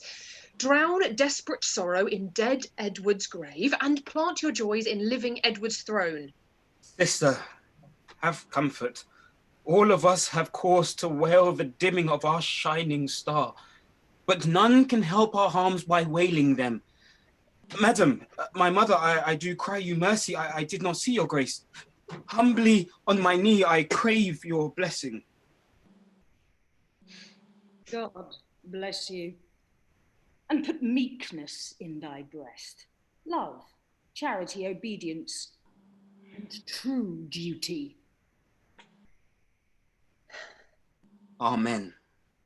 You cloudy princes and heart-sorrowing peers that bear this heavy mutual load of moan, now cheer each other in each other's love. Though we have spent our harvest of this king, we are to reap the harvest of his son. The broken rancour of your high-swollen hates, but lately splintered, knit, and joined together, must gently be preserved, cherished, and kept. Meseemeth good that with some little train forthwith from Ludlow the young prince be fet hither to London to be crowned our king. Why with some little train, my lord of Buckingham? Marry, my lord, lest by a multitude the new heel wound of malice should break out. I hope the king make peace with all of us, and the compact is firm and true in me. And so in me, and so I think in all. Therefore I say with noble Buckingham that it is meet so few should fetch the prince. And so say I. Then be it so, and go we to determine who they shall be that straight shall post to Ludlow. Madam, you, and you, my sister, will you go to give your censures in this business? With all our hearts. My lord, whoever journeys to the prince, for God's sake let not us two stay at home. For by the way, I'll sort occasion as index to the story we late talked of, to part the queen's proud kindred from the prince. My other self, my counsel's consistory, my oracle, my prophet, my dear cousin, I, as a child, will go by thy direction. Toward Ludlow then, for we'll not stay behind. Exeunt. Act 2, Scene 3, London, a street. Enter one citizen at one door, and another at the other. Tomorrow, neighbour! Whither away so fast? I promise you I scarcely know myself. Hear you the news abroad? Yes, the king is dead. Ill news, by Our Lady, seldom comes the better. I fear, 'twill prove a giddy world. Neighbours, Godspeed. Good morrow, sir. Doth the news hold of good King Edward's death? Aye, sir, it is too true. God help the while. Then masters look to see a troublous world. No, by God's good grace his son shall reign. Woe to that land that's governed by a child! In him there is the hope of government, which in his nonage, counsel under him, and in his full and ripened years, himself no doubt shall then, until then, govern well. Oh, stood the state when Henry VI was crowned in Paris but at 9 months old. Stood the state so? No, good friends, God wot. For then this land was famously enriched with politic grave counsel. Then the king had virtuous uncles to protect his grace. Why, so has this, both by his father and mother. Better it were they all came by his father. Oh, full of danger is the Duke of Gloucester, and the Queen's sons and brothers hoar and proud. And were they to be ruled, and not to rule, this sickly land might solace as before. Come, we fear the worst, all will be well. When clouds are seen, wise men put on their cloaks. When great leaves fall, then winter is at hand. When the sun sets, who doth not look for night? Untimely storms makes men expect a dearth. All may be well, but if God sought it so, 'tis more than we deserve, or I expect. Truly, the hearts of men are full of fear. You cannot reason almost with a man that looks not heavily and full of dread. Before the days of change, still is it so. By a divine instinct, men's minds mistrust ensuing danger, as by proof we see the water swell before a boisterous storm. But leave it all to God. Whither away? Marry, we were sent for to the justices. And so was I. I'll bear you company. Exeunt. Act 2, Scene 4. London, the Palace. Enter Archbishop of York, the young Duke of York, the Queen Elizabeth, and the Duchess of York. Last night I hear they lay at Stony Stratford, and at Northampton they do rest tonight. Tomorrow or next day they will be here. I long with all my heart to see the prince. I hope he is much grown since last I saw him. I hear no. They say my son of York hath almost o'ertaken him in his growth. Aye, mother, but I would not have it so. Why, my good cousin, it is good to grow. Grandam, one night, as we did sit at supper, my uncle Rivers talked how I did grow more than my brother. Aye, quoth my uncle Gloucester, small herbs have grace, great weeds do grow apace. And since methinks I would not grow so fast, because sweet flowers are slow, and weeds make haste. Good faith, good faith. The saying did not hold in him that did object the same to thee. He was the wretchedest thing when he was young, so long a-growing and so leisurely, that if this rule were true, he should be gracious. And so no doubt he is, my gracious madam. I hope he is. Oh. But let mothers doubt. Here comes a messenger. What news? Such news, my lord, as grieves me to report. How doth the prince? Well, madam, and in health. What is thy news? Lord Rivers and Lord Grey are sent to Pomfret, and with them Sir Thomas Vaughan, prisoners. Who hath committed them? The mighty dukes, Gloucester and Buckingham. For what offence? The sum of all I have disclosed. Why, or for what the nobles were committed, is all unknown to me, my gracious lord. I see the ruin of my house. The tiger now hath seized the gentle hind. Insulting tyranny begins to jut upon the innocent and aweless throne. Welcome destruction, blood, and massacre. I see, as in a map, the end of all. Come, come, my boy. We will to sanctuary. Madam, farewell. Stay, I will go with you. You have no cause. My gracious lady, go, and thither bear your treasure and your goods. For my part, I'll resign unto your grace the seal I keep, and so betide to me, as I tender you and all of yours. Go, I'll conduct you to the sanctuary. Exeunt. Act 3, Scene 1. London, a street. Enter young Prince Edward, the Dukes of Gloucester and Buckingham, Lord Cardinal Bourchier, Catesby, with others. Welcome, sweet prince, to London, to your chamber. Welcome, dear cousin. My thoughts, sovereign, the weary way have made you melancholy. No, uncle, but our crosses on the way have made it tedious, wearisome and heavy. I want more uncles here to welcome me. Those uncles which you want were dangerous. Your grace attended to their sugared words, but looked not on the poison of their hearts. God keep you from them and from such false friends. God keep me from false friends, but they were none. My lord, the Mayor of London comes to greet you. God bless your grace with health and happy days. I thank you, good my lord, and thank you all. Welcome, my lord. What? Will our mother come? On what occasion, God he knows, not I. The Queen, your mother, and your brother York have taken sanctuary. The tender prince would fain have come with me to meet your grace, but by his mother was perforce withheld. Fie, what an indirect and peevish course is this of hers. Lord Cardinal, will your grace persuade the Queen to send the Duke of York unto his princely brother presently? If she deny, Lord Hastings go with him, and from her jealous arms pluck him perforce. My Lord of Buckingham, if my weak oratory can, from his mother, win the Duke of York, anon expect him here. But if she be obdurate to mild entreaties, God in heaven forbid we should infringe the holy privilege of blessed sanctuary. Not for all this land would I be guilty of so deep a sin. You are too senseless obstinate, my lord, too ceremonious and traditional. Weigh it but with the grossness of this age. You break not sanctuary in seizing him. The benefit thereof is always granted to those whose dealings have deserved the place, and those who have the wit to claim the place. This prince hath neither claimed it nor deserved it. My lord, you shall overrule my mind for once. Come on, Lord Hastings, will you go with me? I go, my lord. Good lords, make all the speedy haste you may. Say, Uncle Gloucester, if our brother come, where shall we sojourn till our coronation? Where it seems best unto your royal self, if I may counsel you, some day or two your highness shall repose you at the Tower.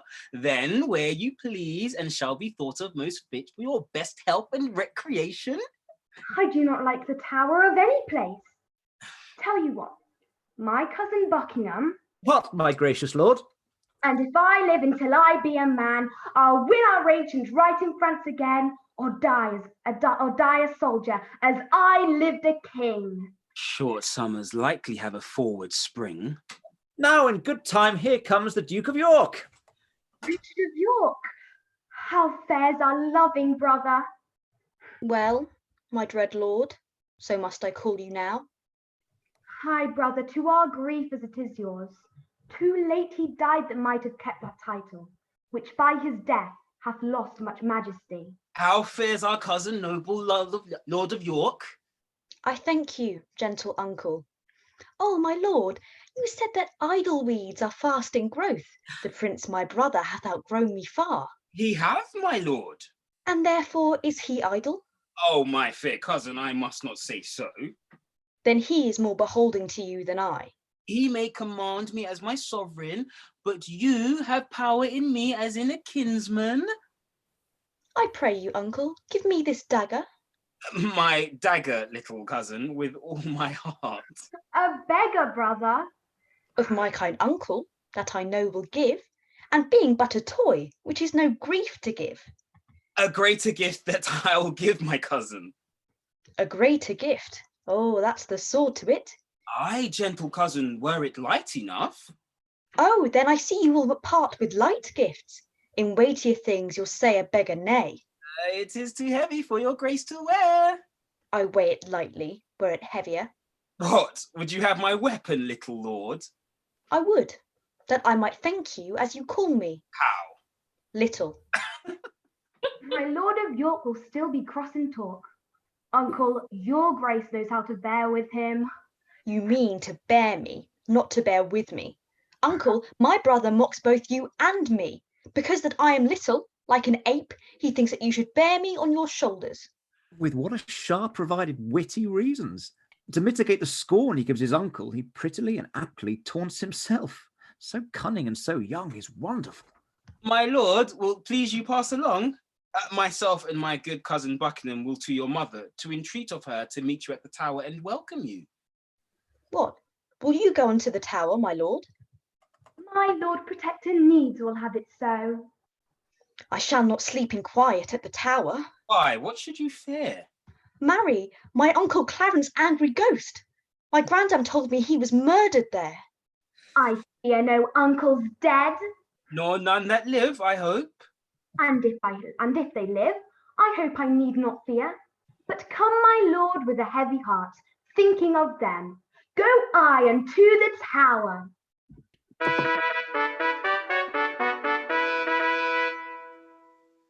Think you, my lord, this little prating York was not incensed by his subtle mother to taunt and scorn you thus opprobriously? No doubt, no doubt. Oh, 'tis a perilous boy, bold, quick, ingenious, forward, capable. He is all the mother's from top to toe. Well, let them rest. Come hither, Catesby. Thou art sworn as deeply to effect what we intend, as closely to conceal what we impart. Thou knowest our reasons urged upon the way. What thinkst thou? Is it not an easy matter to make William Lord Hastings of our mind for the instilment of this noble duke in the seat royal of this famous isle? He is, for his father's sake, so loves the prince that he will not be won to aught against him. What thinkst thou then of Stanley? Will not he? He will do all in all as Hastings doth. Well then, no more but this. Go, gentle Catesby, and as it were far off, sound thou Lord Hastings how he doth stand affected to our purpose, and summon him tomorrow to the Tower to sit about the coronation. If thou dost find him tractable to us, encourage him, and tell him all our reasons. If he be leaden, icy, cold, unwilling, be thou so too, and so break off the talk, and give us notice of his inclination, for we tomorrow hold divided councils, wherein thyself shalt highly be employed. Command me to Lord William. Tell him, Catesby, his ancient knot of dangerous adversaries, tomorrow I'll let blood at Pomfret Castle, and bid my lord, for joy of this good news, give Mistress Shaw one gentle kiss the more. Good Catesby, go effect this business soundly. My good lords both, with all the heed I can. Shall we hear from you, Catesby, ere we sleep? You shall, my lord. At Crosby House, there shall you find us both. Now, my lord, what shall we do if we perceive Lord Hastings will not yield to our complots? Chop off his head! Something we will determine. And look, when I am king, claim thou of me the earldom of Hereford and all the movables whereof the king my brother was possessed. I'll claim that promise at your grace's hand. And look to have it yielded with all kindness. Come, let us sup betimes, that afterwards we may digest our complots in some form. Exeunt. Act 3, Scene 2. Before Lord Hastings' house. Enter a messenger to the door of Hastings. My lord! Who knocks? One from the Lord Stanley. What is the clock? Upon the stroke of 4. Oh, cannot my Lord Stanley sleep these tedious nights? So it appears by that I have to say. He dreamt the boar had razed off his helm. Besides, he says there are 2 councils kept, and that may be determined at the one, which may make you and him to rue at the other. Therefore, he sends to know your lordship's pleasure if you will presently take horse with him, and with all speed post with him towards the north to shun the danger that his soul divines. Go, fellow, go, return unto my lord. Bid him not fear the separated council. His honour and myself are at the one, and at the other is my good friend Catesby, where nothing can proceed that toucheth us, whereof I shall not have intelligence. Tell him his fears are shallow, without instance, and for his dreams, I wonder he's so simple to trust the mockery of unquiet slumbers. I'll go, my lord, and tell him what you say. Many good morrows to my noble lord. Good morrow, Catesby. You are early stirring. What news? What news in this our tottering state? It is a reeling world indeed, my lord, and I believe we'll never stand upright till Richard wear the garland of the realm. How wear the garland? Dost thou mean the crown? Aye, my good lord. I'll have this crown of mine cut from my shoulders before I'll see the crown so foul misplaced. But canst thou guess that he doth aim at it?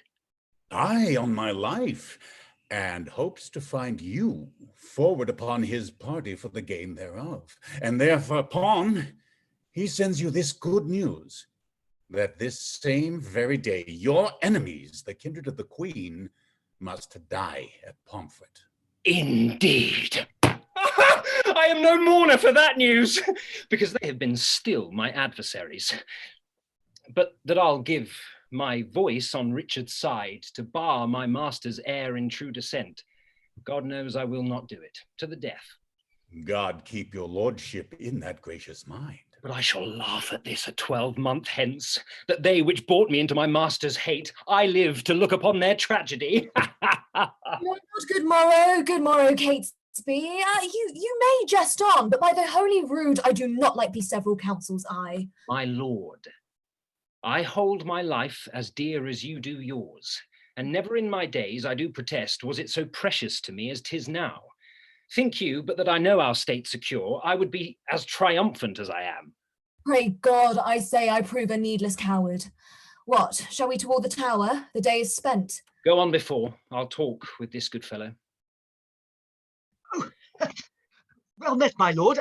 I am glad to see your honour. I thank thee, good Sir John, with all my heart. I am in your debt for your last exercise. Come the next Sabbath, and I will content you.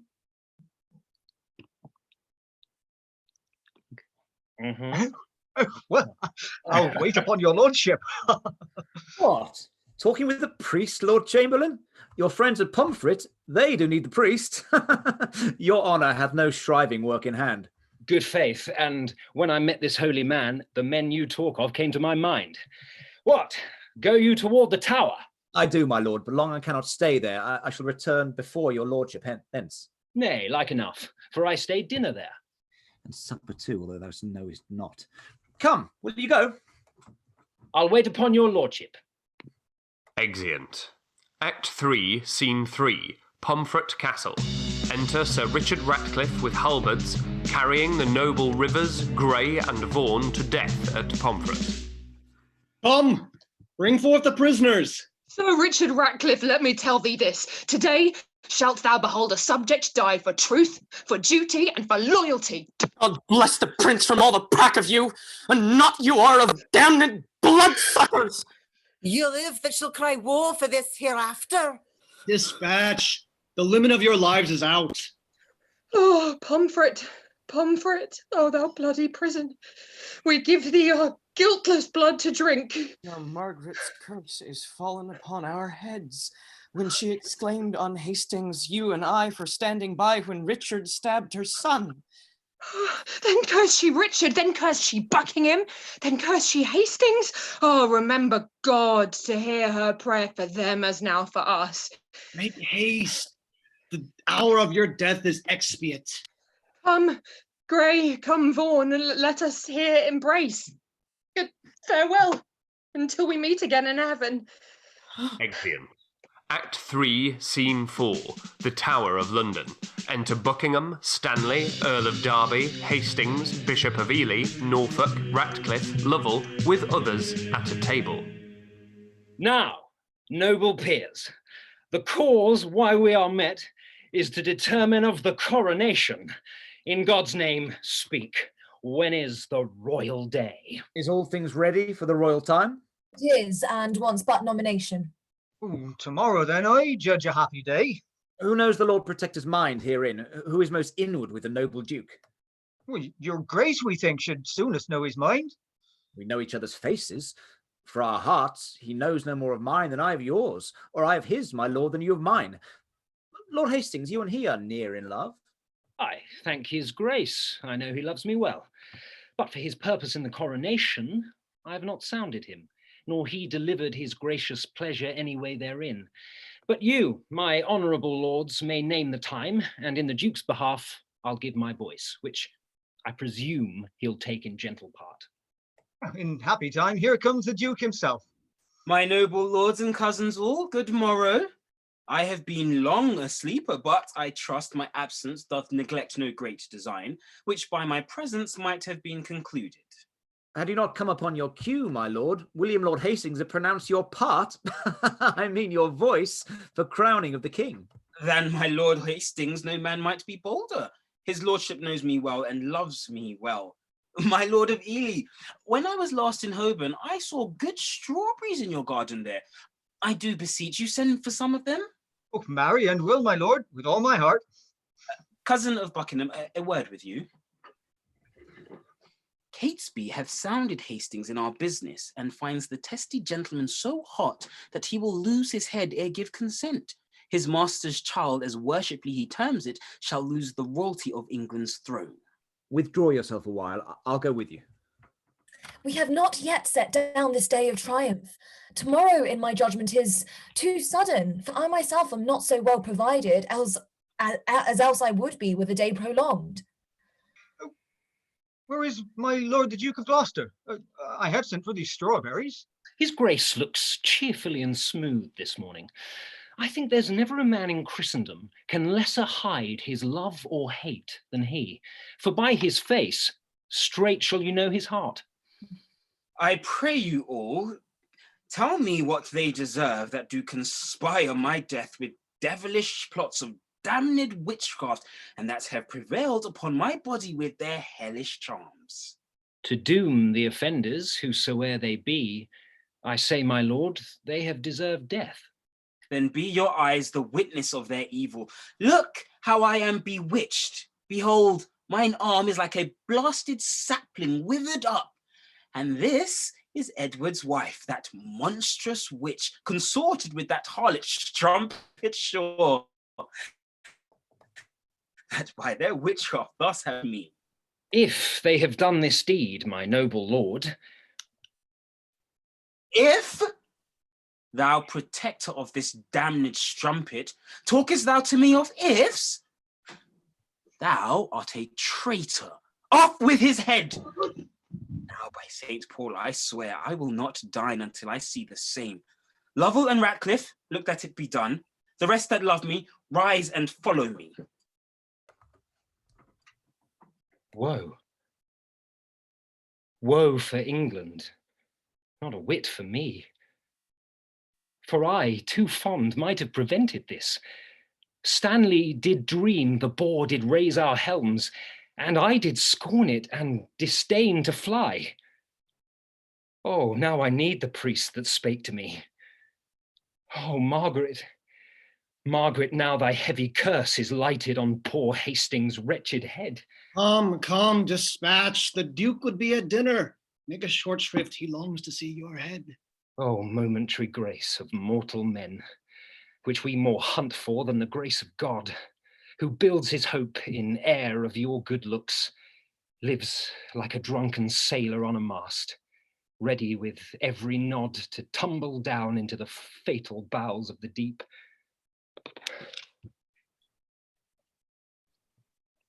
Come, dispatch, 'tis bootless to explain. Oh, bloody Richard, miserable England, I prophesy the fearfullest time to thee that ever wretched age hath looked upon. Come, lead me to the block, bear him my head. They smile at me, who shortly shall be dead.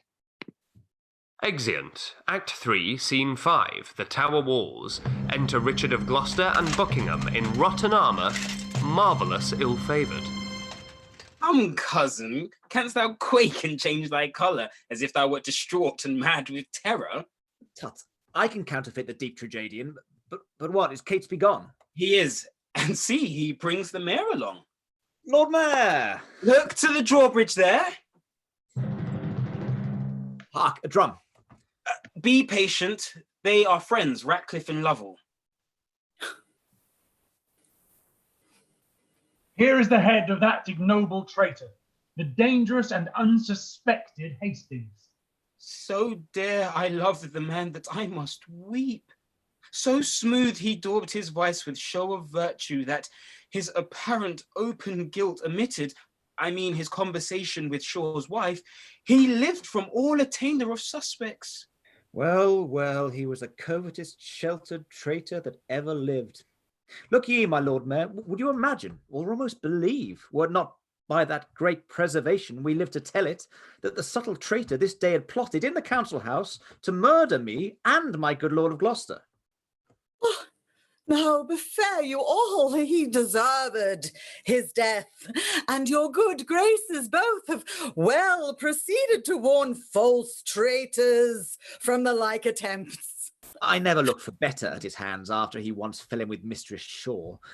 Yet had we not determined he should die until your lordship came to see his end, because, my lord, I would have had you heard the traitor speak, and timorously confess the manner and the purpose of his treasons, that you might well have signified the same unto the citizens, who haply may misconster us in him and wail his death.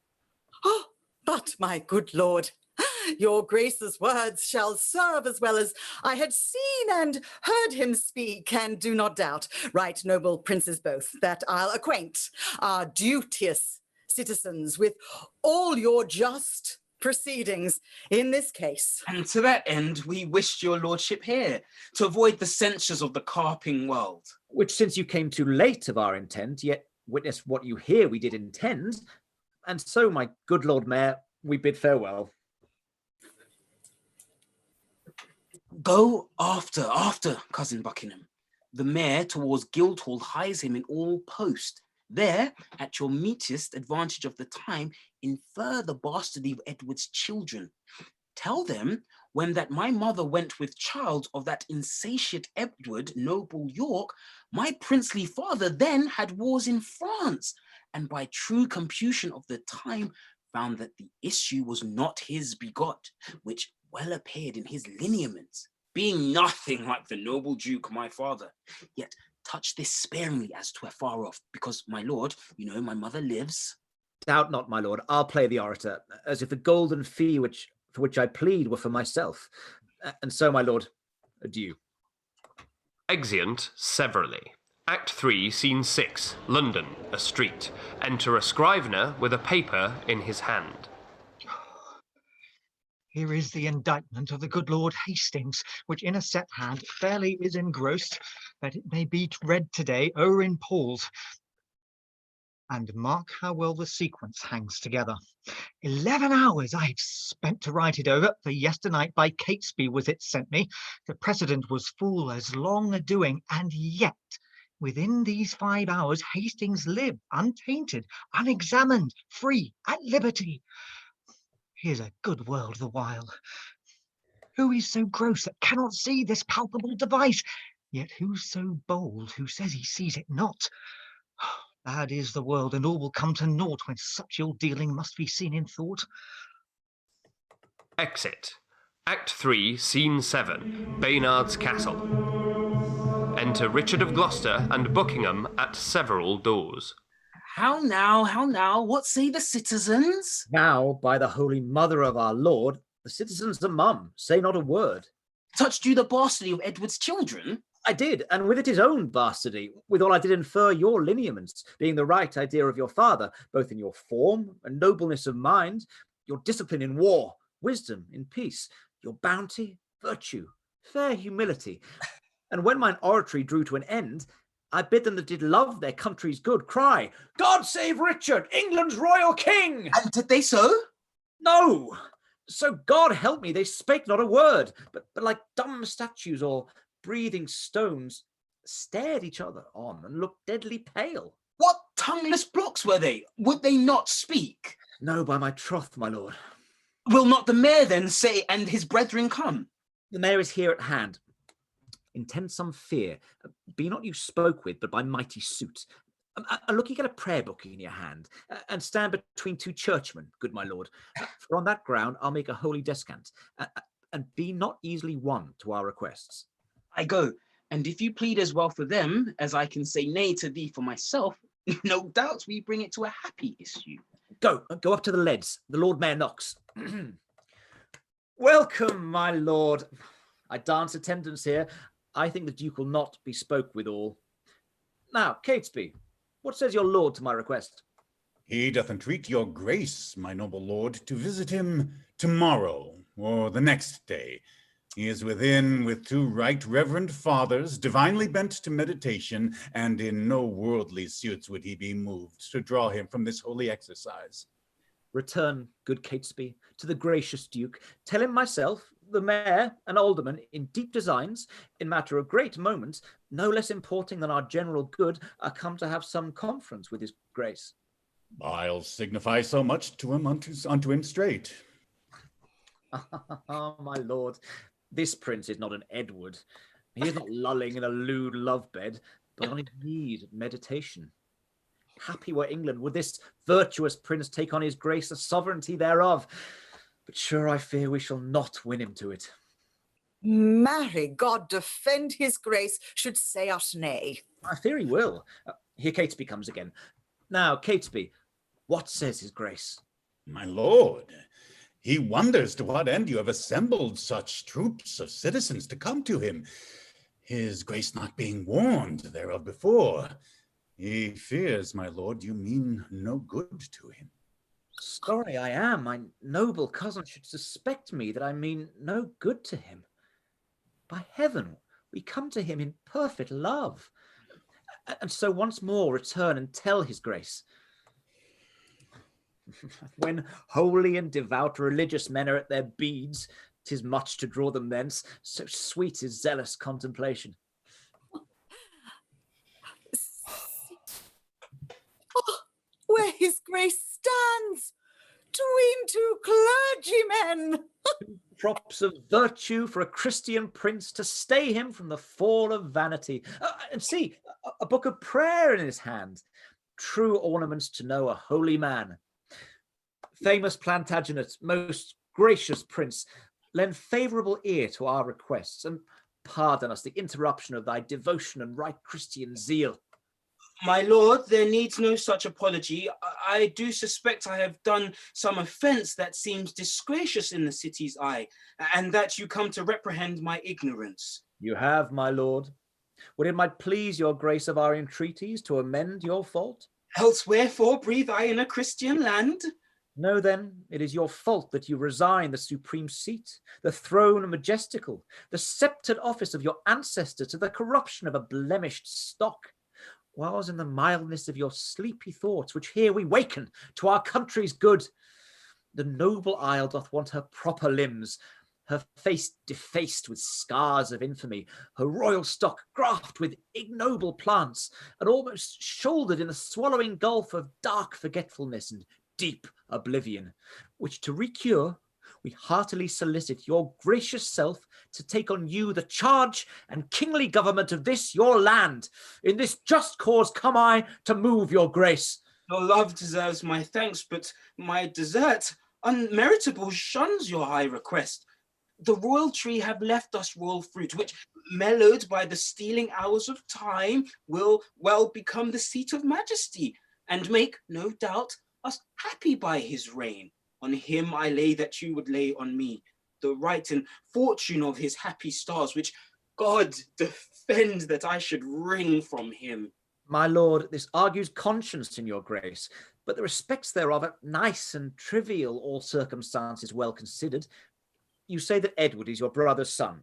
So say we too, but not by Edward's wife. For first would he contract to Lady Lucy. By her, in his unlawful bed, he got this Edward, whom our manners call the prince. Then, good my lord, take to your royal self this proffered benefit of dignity. Do, good my lord, your citizens entreat you. Refuse not, mighty lord, this proffered love. Oh, make them joyful, grant their lawful suit. Alas, why would you heap this care on me? I am unfit for state and majesty. I do beseech you, take it not amiss. I cannot nor I will not yield to you. If you refuse it, as in love and zeal, loath to depose the child, your brother's son, as well we know your tenderness of heart and gentle, kind, effeminate remorse, which we have noted in you to your kindred and indeed equally to all estates. Yet know, where you accept our suit or no, your brother's son shall never reign our king, but we will plant some other in the throne to the disgrace and downfall of your house. And in this resolution, here we leave you. Come, citizens, zoons, I'll entreat no more. Oh, do not swear, my lord of Buckingham. Call him again, sweet prince, accept their suit. If you deny them, all the land will rue it. Will you enforce me to a world of cares? Call them again. I am not made of stones, but penetrable to your kind entreaties, albeit against my conscience and my soul. Cousin of Buckingham and sage, grave men, since you will buckle fortune on my back to bear her burden where I will or no, I must have patience to endure the load. For God doth know, and you may partly see, how far I am from the desire of this. God bless your grace, we see it and will say it. In saying so, you shall but say the truth. Then I salute you with this royal title, Long live Richard, England's worthy king! Long live Richard, England's worthy king!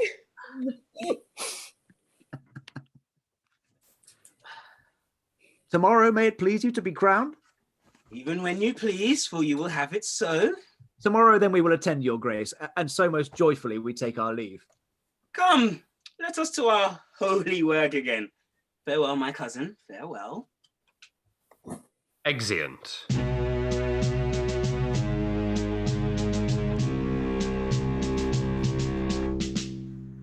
And that, ladies and gentlemen, is the interval. You now have 10 minutes to refresh yourselves, refresh your drinks.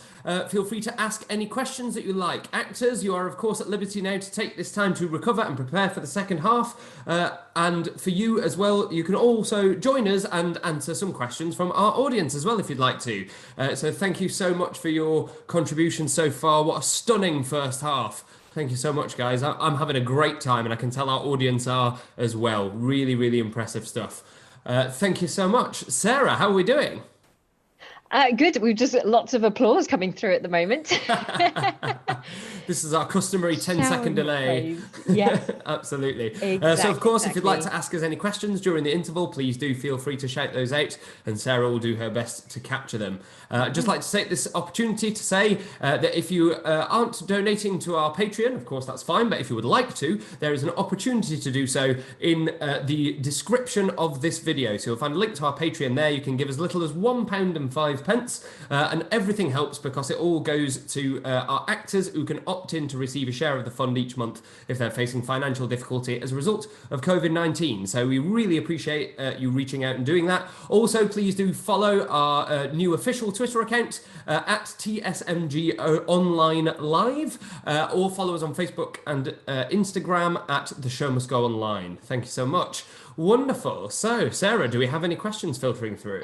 Yes. So we've got one here that says, how have you incorporated what you learned the first time in this performance? Oh, beautiful, beautiful. Luke, why don't you take that one? Yeah, I think that. Well, I mean, when we did Two Gents, it was literally that we had nothing to go on. So I think it's that every time we did something that felt completely new, like a handshake or a swapping of a prop, it seems to me like each play sort of challenges us naturally anyway. Each one goes, and now there's a battle that you've got to try and do, and now there's, so I think it's just about kind of enjoying the kind of fun of using the innovation of the format a bit more. I think you kind of go, how on earth are we going to manage this bit? And I don't know, there's no rules really, which is just perfect, isn't it? There's no there's no limits to what you can do, actually, I think. And I think I've just loved watching, I mean, the drowning scene was just wonderful. It was so good. It was the feet upside down and the face. Yes. It's like 2 months ago, someone had said, so we're going to do this kind of video conference Shakespeare, and we're going to do Richard III. And obviously we've got to do the bit where someone gets drowned. Who'd have thought that we'd have, thought, yeah, we could definitely pull that off. But we, did it. It was amazing. I'm going to stop waffling now. I'm going to go get some wine.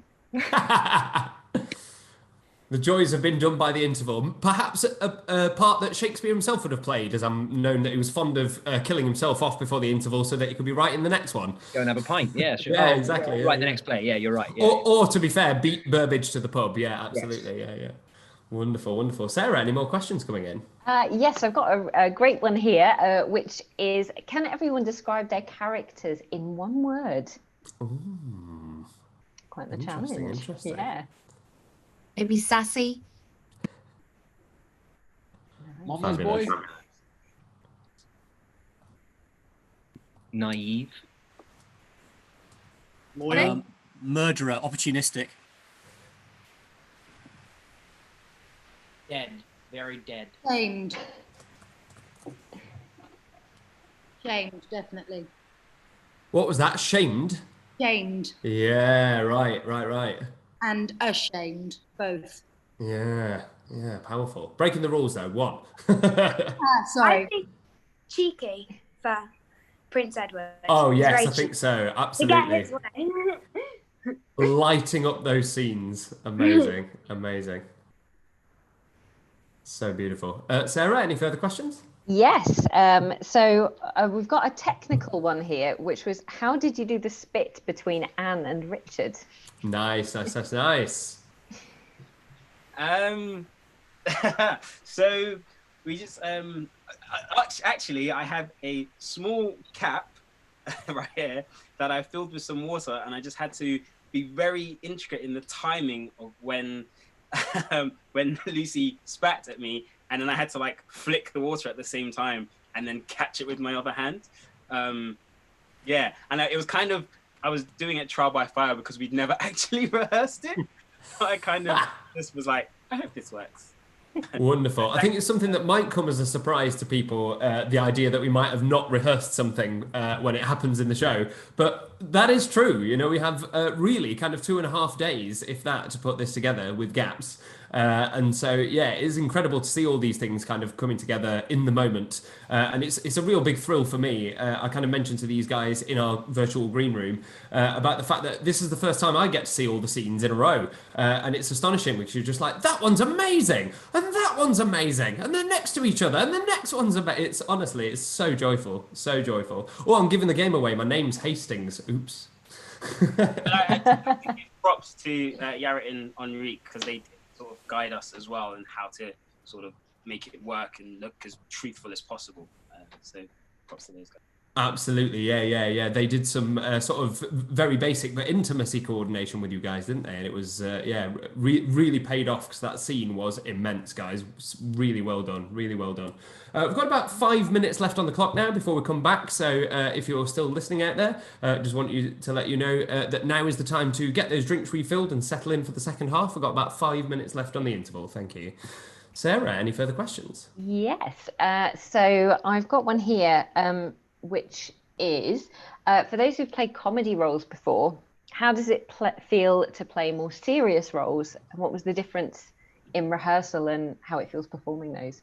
Nice. I feel like that might be a good one for Esmonde, who our audience certainly remembered from his comic role as Lance in Two Gents. I don't know. I don't feel that there's that much difference. I mean, I approach it as like any actor, really. I just approach it just trying to approach the character as best as possible, really. So I don't feel too much difference. I mean, I really like to make people laugh, but like when it comes to like doing stuff like this, like a more dramatic character, so to speak, it's quite fun to do as well. So it's similar in regards to like the way I like to approach characters. You know, I enjoy both. So yeah. Brilliant. Thank you, mate. Thank you. Awesome. Okay. I've got another one here, which is probably a good one for you, Rob, or one of us, Sure. which is, will we do any new plays after this tour? Oh, well, we are not at liberty to divulge is the answer, but look for an announcement coming very soon, imminently, you might say. Which is a take on some new writing, certainly, and is something that is immensely popular and that we are incredibly excited about. So if you aren't subscribed to the YouTube channel already, now is the time to do it, because stuff is coming just around the corner, in fact, that I think you are gonna absolutely love. So yes, please stay tuned on that. We are cooking something up as we speak. So a well-timed question, that one. Thank you for whoever asked it. But yes, long before, in fact, the end of this run. Wonderful. Thank you so much, Sarah. Any other questions? Yes. So let me just have a look here. So I've got another one actually for Ashley, which, and just checking on my screen that you're still there. Are you still there, Ashley? Yes, you are. Hello. Before I put a question to you. So I've got one here, which is, how does it feel confiding in an audience that you can't see or feel? That is a good question. I just have to. I believe that they are there, and I'm just sort of, and they are just very keenly listening, and there's no sort of responses, hence why they're not saying anything back. And it's also getting the chance to tell your deepest, darkest secrets. So it's like when you're walking, you start talking to yourself, and you're like, the things that come out just sort of flow out of you. So it's quite enjoyable because I don't have to be cautious of what I say. I'm just saying it, if that answers the question. It absolutely does, mate. Yeah, that's fantastic. So we're now 2 minutes away. So those actors whose characters have not died yet, if you guys want to go backstage at this point and start to prepare for the second half, we'll see you very soon. That's your 2-minute call, ladies and gentlemen. Your 2-minute call. Wonderful. And then those who have died, thank you so much for sticking with us. And we will maybe get time for one more question. Let me have a little look here. Just see what that was. Actually, one other thing we should just do quickly before we start back is a shout out for our patrons. Of course, yeah, absolutely. Right. Let's do it. Yes. Let's do it. So and thank you. Exactly. Thank you so much again to all of our patrons. As Rob said, we are getting close to 100, which is absolutely incredible. We're so grateful to all of you. A couple of extra names to shout out. So we've got Matthew R, Kelly, Scott M, and Mark L. We would like to especially thank this week. But yes, the link is in the description on YouTube. So if you would like to tip your actors and throw a little bit in the fun, it would be hugely appreciated. Thank you so much, everybody. Thank you so much. Wonderful. Maybe one more question before we tie things up. Let me just have a look. So I've got a couple for specific people who are prepping. We'll save that for later then. Yes. Absolutely. So we'll save those for the end.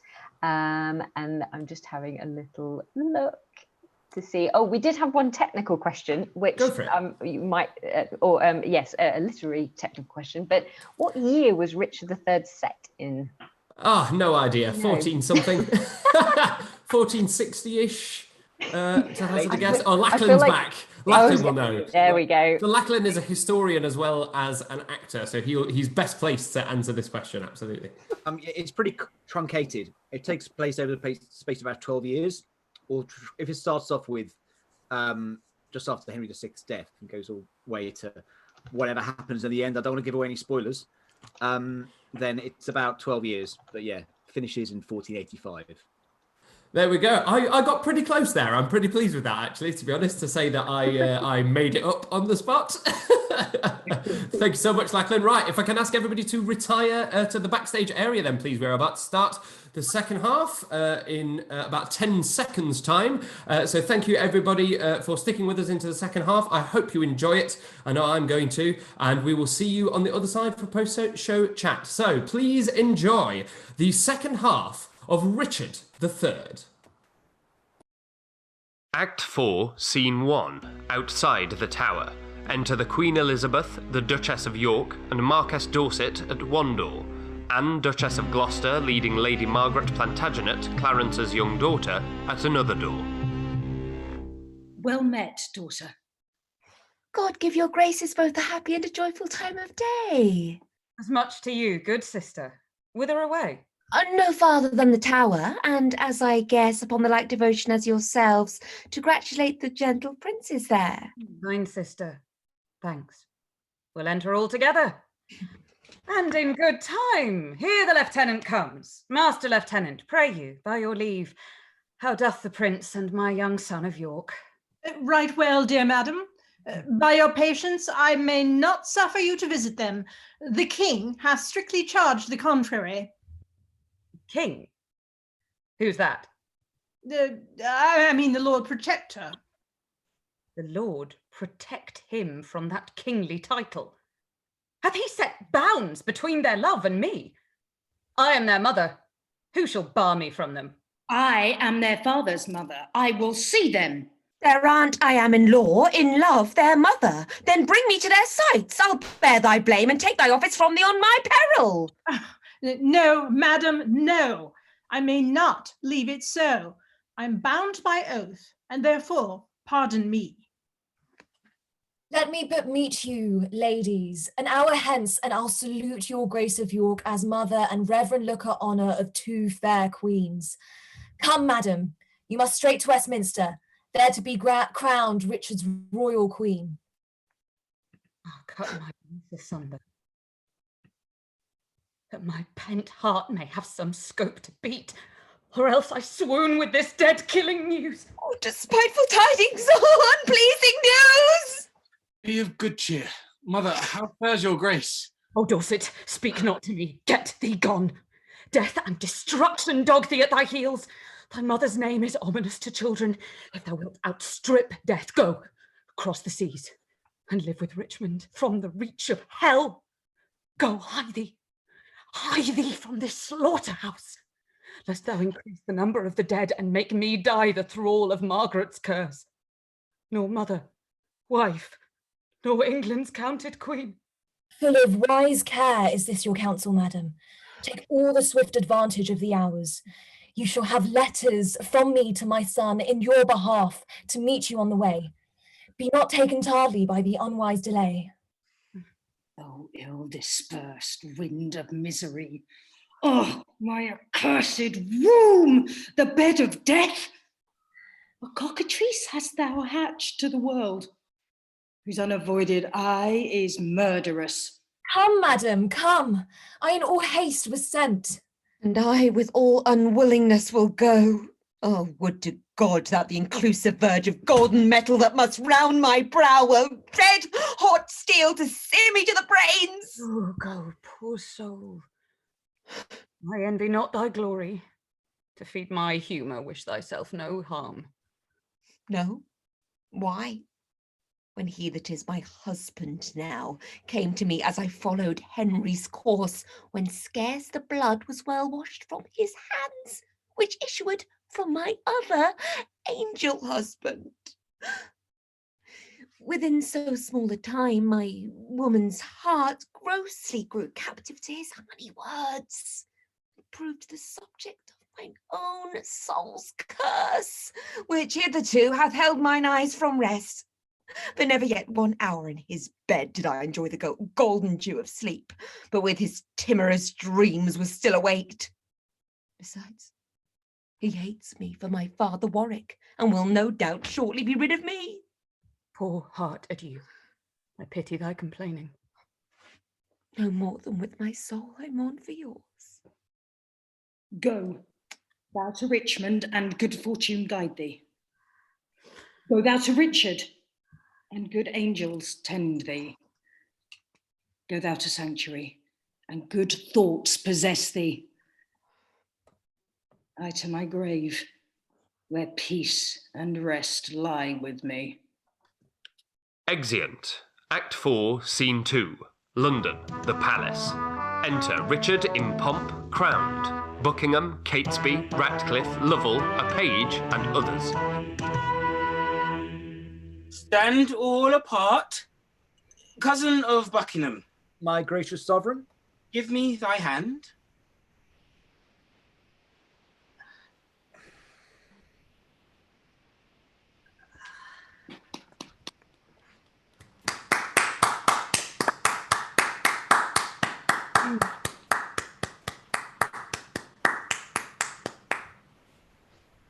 Thus high by thy advice and thy assistance is King Richard seated.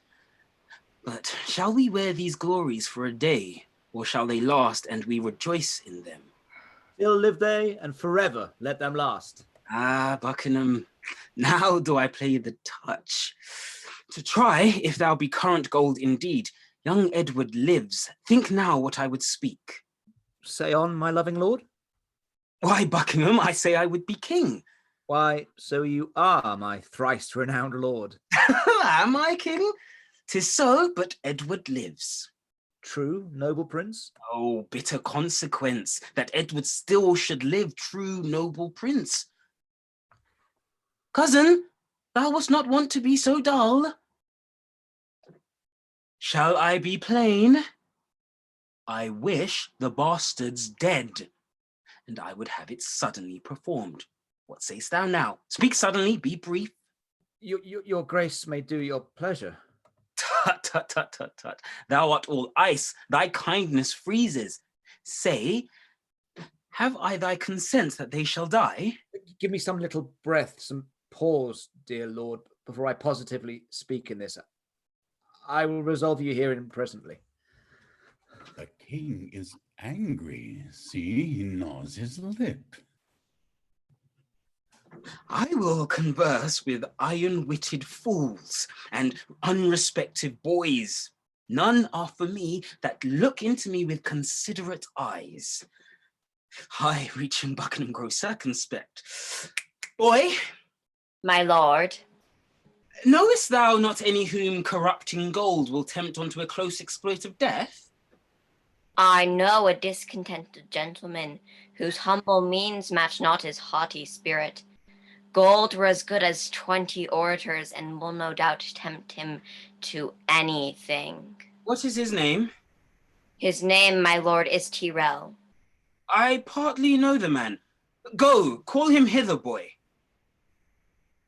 The deep revolving witty Buckingham no more shall be the neighbour to my counsels. Hath he so long held out with me untired and stops me now for breath? Well, Be it so. Oh, how now, Lord Stanley? What's the news? Oh, my loving lord, the Marquis Dorset, as I hear, is fled to Richmond, in the parts where he abides. Come hither, Catesby.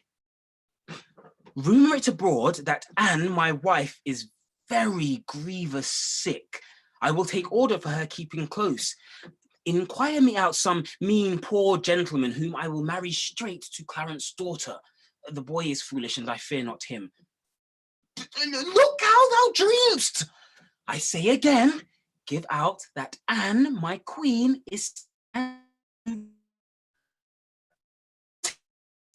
upon.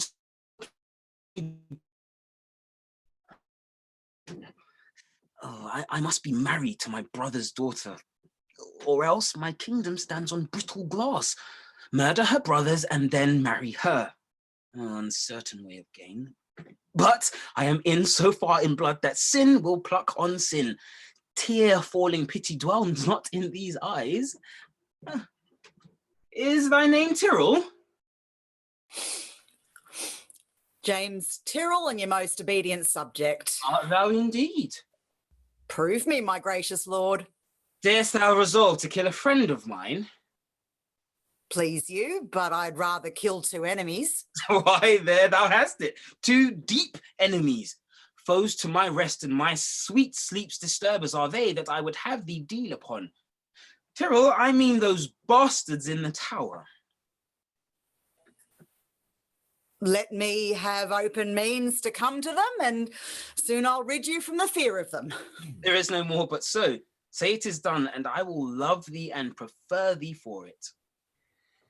I will dispatch it straight. My lord, I have considered in my mind the late request that you did sound me in. Well, let it rest. Dorset is fled to Richmond. I hear the news, my lord.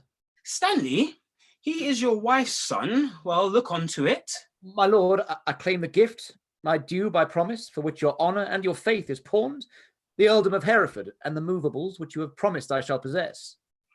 Stanley, look to your wife. If she convey letters to Richmond, you shall answer it. What says your highness to my just request? I do remember me. Henry VI did prophesy that Richmond should be king when Richmond was a little peevish boy. A king, perhaps. It pleased you to resolve me in my suit. Thou troublest me. I am not in the vein. And is it thus? Repays he my deep service with such contempt? Made I him king for this? Oh, let me think on Hastings and be gone to Brecknock while my fearful head is on. Exit. Act 4, Scene 3. London, the Palace. Enter Tyrrell. The tyrannous and bloody act is done. Oh, the most arch deed of piteous massacre that ever yet this land was guilty of. All health, my sovereign lord. Kind Tyrrell, am I happy in thy news? To have done the thing you gave in charge, beget your happiness, be happy then, for it is done. But didst thou see them dead? I did, my lord. And buried, gentle Tyrrell? The chaplain of the tower hath buried them, but where, to say the truth, I do not know. Come to me, Tyrrell, soon, at after supper, when thou shalt tell the process of their death. Meantime, but think how I may do thee good and be inheritor of thy desire. Farewell till then. I humbly take my leave. The son of Clarence have I pent up close, his daughter meanly have I matched in marriage. The sons of Edward sleep in Abraham's bosom, and Anne, my wife, have bid this world good night. Now, for I know the Breton Richmond aims at young Elizabeth, my brother's daughter, and by that knot looks proudly on the crown. To her I go, a jolly thriving wooer. My lord. Good or bad news that thou comest in so bluntly? Bad news, my lord. Morton is fled to Richmond, and Buckingham, backed with the hardy Welshman, is in the field, and still his power increaseth. Ely with Richmond troubles me more near than Buckingham and his ravish levied strength. Go muster men. My counsel is my shield. We must be brave when traitors brave the field. Exeunt. Act 4, Scene 4, London, before the palace. Enter old Queen Margaret. So now, prosperity begins to mellow and drop into the rotten mouth of death. Here, in these confines, slyly have I lurked to watch the waning of mine enemies. A dire induction am I witness to, and will to France, hoping the consequence will prove as bitter, black, and tragical. Withdraw thee, Margaret, who comes here. Ah, my poor princes. Ah, my tender babes. My unblown flowers, new appearing sweet. Hover above me with your airy wings, and hear your mother's lamentations. Hover about her, say that right for right hath dimmed your infant morn to aged night. Dead life, blind sight, poor mortal living ghost. Woes seen, world shame, graves due by life usurped, brief abstract and record of tedious days. Rest thy unrest on England's lawful earth, unlawfully made drunk with innocent blood. Ah, who hath any cause to mourn but we? If ancient sorrow be most reverend, give mine the benefit of seniority, and let my griefs frown on the upper hand. If sorrow can admit society, tell over your woes again by viewing mine. I had an Edward till a Richard killed him. I had a Harry till a Richard killed him. Thou hadst an Edward till a Richard killed him. Thou hadst a Richard till a Richard killed him. I had a Rutland. Thou hopedst to kill him. I had a Richard too. Thou didst kill him. Thou hadst a Clarence too, and Richard killed him. From forth the kennel of thy womb hath crept a hellhound that doth hunt us all to death. That dog had had his teeth before his eyes to worry lambs and lap their gentle blood. Thy womb let loose to chase us to our graves. Oh, Harry's wife, triumph not in my woes. God, witness with me, I have wept for thine. Bear with me. I am hungry for revenge, and now I cloy me with beholding it. Thy Edward, he is dead, that killed my Edward. Thy other Edward dead to quit my Edward. Thy Clarence, he is dead, that stabbed my Edward. And the beholders of this frantic play, the adulterate Hastings, rivers Vaughan, grey, untimely, smothered in their dusky graves. Richard yet lives. Hell's black intelligencer. Earth gapes, hell burns, fiends roar, saints pray to have him suddenly conveyed from hence. Cancel his bond of life, dear God, I pray, that I may live and say, the dog is dead. Oh, thou didst prophesy the time that I should wish for thee to help me curse that bottled spider, that foul bunch-backed toad. I called thee then, vain flourish of my fortune. I called thee then, poor shadow-painted queen. The presentation of but what I was, one heaved sigh to be hurled down below. A mother, only mocked with two fair babes, a sign of dignity, a breath, a bubble, a queen in jest only to fill the scene. Where is thy husband now? Where be thy brothers? Where be thy two sons? Wherein dost thou joy? Who sues and kneels and says, God save the queen? Where be the bending peers that flattered thee? Where be the thronging troops that followed thee? Decline all this and see now what thou art. For happy wife, a most distressed widow, for joyful mother, one that wails the name, for queen, a very caitiff crowned with care, for she that scorned at me, now scorned of me, for she being feared of all, now fearing one, for she commanding all, obeyed of none.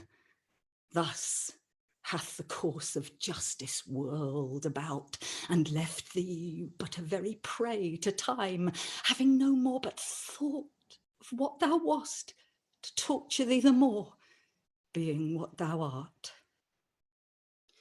Thou didst usurp my place, and dost thou now usurp the just proportion of my sorrow? Now thy proud neck bears half my burdened yoke, from which even here I slip my weary head and leave the burden of it all on thee. Farewell, York's wife, and queen of sad mischance. These English woes shall make me smile in France. O thou well skilled in curses, stay a while and teach me how to curse mine enemies. Forbear to sleep the nights and fast the days. Compare dead happiness with living woe. Think that thy babes were sweeter than they were, and he that slew them fouler than he is. Bettering thy loss makes the bad causer worse. Revolving this will teach thee how to curse. My words are dull. Oh, quicken them with thine. Thy woes will make them sharp and pierce, like mine.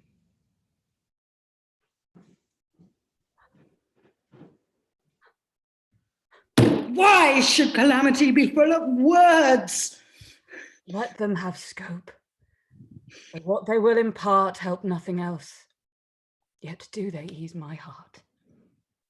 If so then, be not tongue-tied. Go with me, and in the breath of bitter words, let's smother my damned son with thy two sweet sons smothered.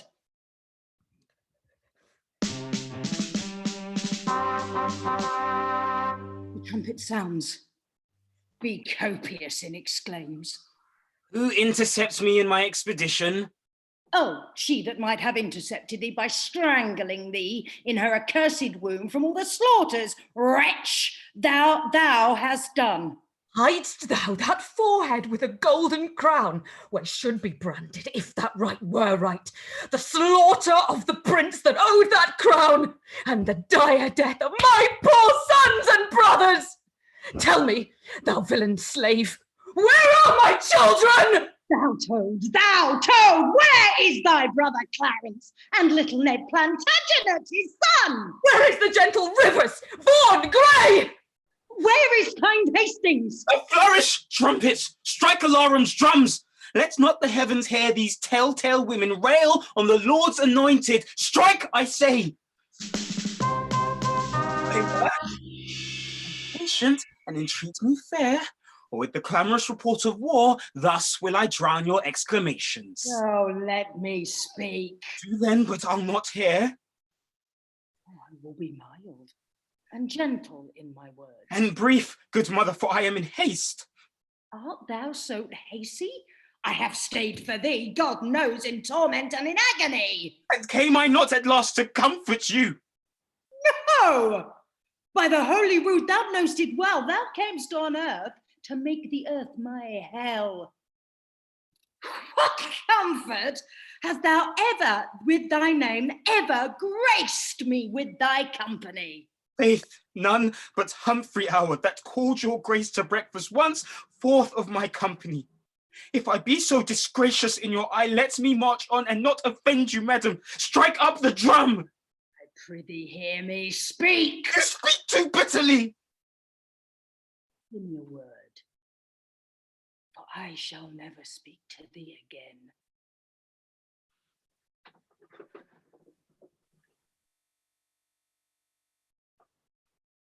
So, Thou wilt die by God's just ordinance, ere from his war thou turn a conqueror, or I with grief and extreme age shall perish and never more behold thy face again. Therefore, take with thee my most grievous curse. Bloody thou art, bloody will be thy end. Shame serves thy life, and doth thy death attend. Though far more cause, yet much less spirit to curse abides in me, I say amen to her. Stay, madam, I must talk a word with you.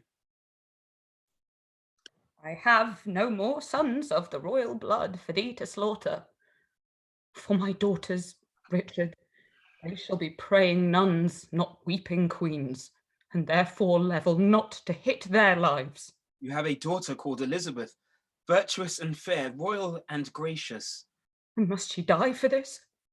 Oh, let her live, and I'll corrupt her manners, stain her beauty, slander myself as false to Edward's bed, throw over her the veil of infamy, so she may live unscarred of bleeding slaughter. I will confess she was not Edward's daughter. Wrong not her birth, she is a royal princess. To save her life, I'll say she is not so. Her life is safest only in her birth. And only in that safety died her brothers. You speak as if that I had slain my cousins. Cousins, indeed. And of their uncle, cozened, of comfort, kingdom, kindred, freedom, life. My tongue should not to thy ears name my boys till that my nails were anchored in thine eyes. Madam, so thrive I in my enterprise and dangerous success of bloody wars, as I intend more good to you and yours than ever you or yours by me were harmed. What good is covered with the face of heaven to be discovered that can do me good? The advancement of your children, gentle lady. Up to some scaffold, there to lose their heads. Unto the dignity and height of fortune, the high imperial type of this earth's glory. Flatter my sorrow with report of it. Tell me, what state, what dignity, what honour canst thou demise to any child of mine? Even all I have, I and myself and all will I with all endow a child of thine. Be brief. Let the process of thy kindness last longer telling thy kindness date. Then know that from my soul I love thy daughter and do intend to make her Queen of England. Well then, who dost thou mean shall be her king? Even he that makes her queen, who should be else? What, thou? Even so, how think you of it? How canst thou woo her? That would I learn of you, as one being best acquainted with her humour. And wilt thou learn of me? Madam, with all my heart.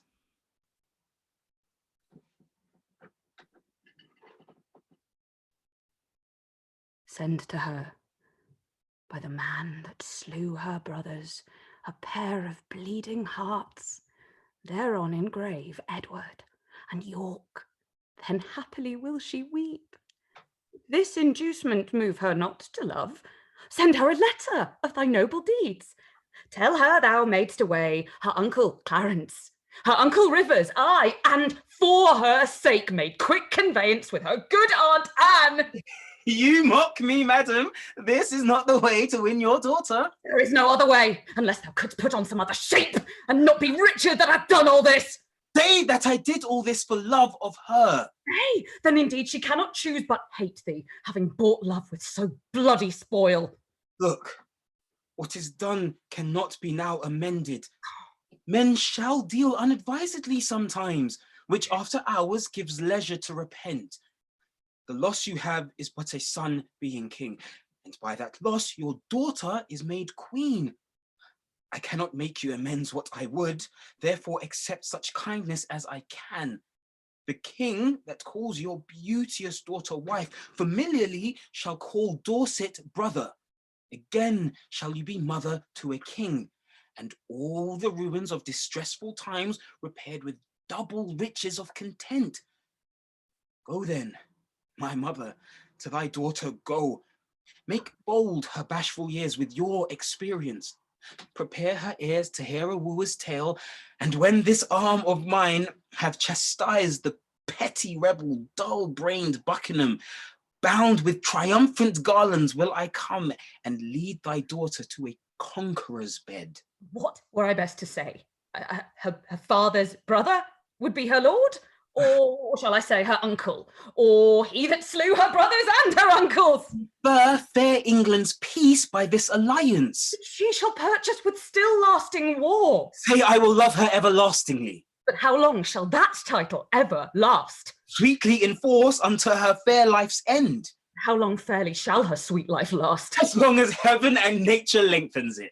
As long as hell and Richard likes of it. Your reasons are too shallow and too quick. Oh no, my reasons are too deep and dead. Too deep and dead. Poor infants in their graves. Harp not on that string, madam, that is past. Harp on it shall I still till heartstrings break. I swear. By nothing, for this is no oath. Then by myself. Thyself is self-misuse. Now by the world! Tis full of thy foul wrongs! Why then by God! God's wrong is most of all! Thou didst fear to break an oath with him. The unity the king my husband made, thou hadst not broken, nor my brothers died. What canst thou swear by now? Time to come. That thou hast wronged in the time o'erspent. The children live, whose fathers thou hast slaughtered. The parents live, whose children thou hast butchered.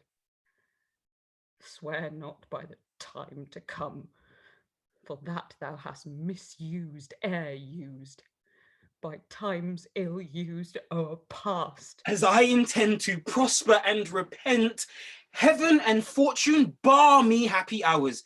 Day, yield me not thy light, nor night thy rest. Be opposite all planets of good luck to my proceeding, if with dear heart's love, immaculate devotion, holy thoughts, I tender not thy beauteous princely daughter. In her consists my happiness and thine. Without her follows to myself and thee. Herself, the land, and many a Christian soul, death, desolation, ruin, and decay. It cannot be avoided but by this. It will not be avoided but by this. Therefore, dear mother, I must call you so. Be the attorney of my love to her. Plead what I will be, not what I have been. Urge the necessity and state of times, and be not peevish fond in great designs. Shall I be tempted of the devil thus? Aye, if the devil tempt you to do good. I go. To win my daughter to thy will? And be a happy mother by the deed. Write to me very shortly, and you shall understand from me her mind. Bear her my true love's kiss.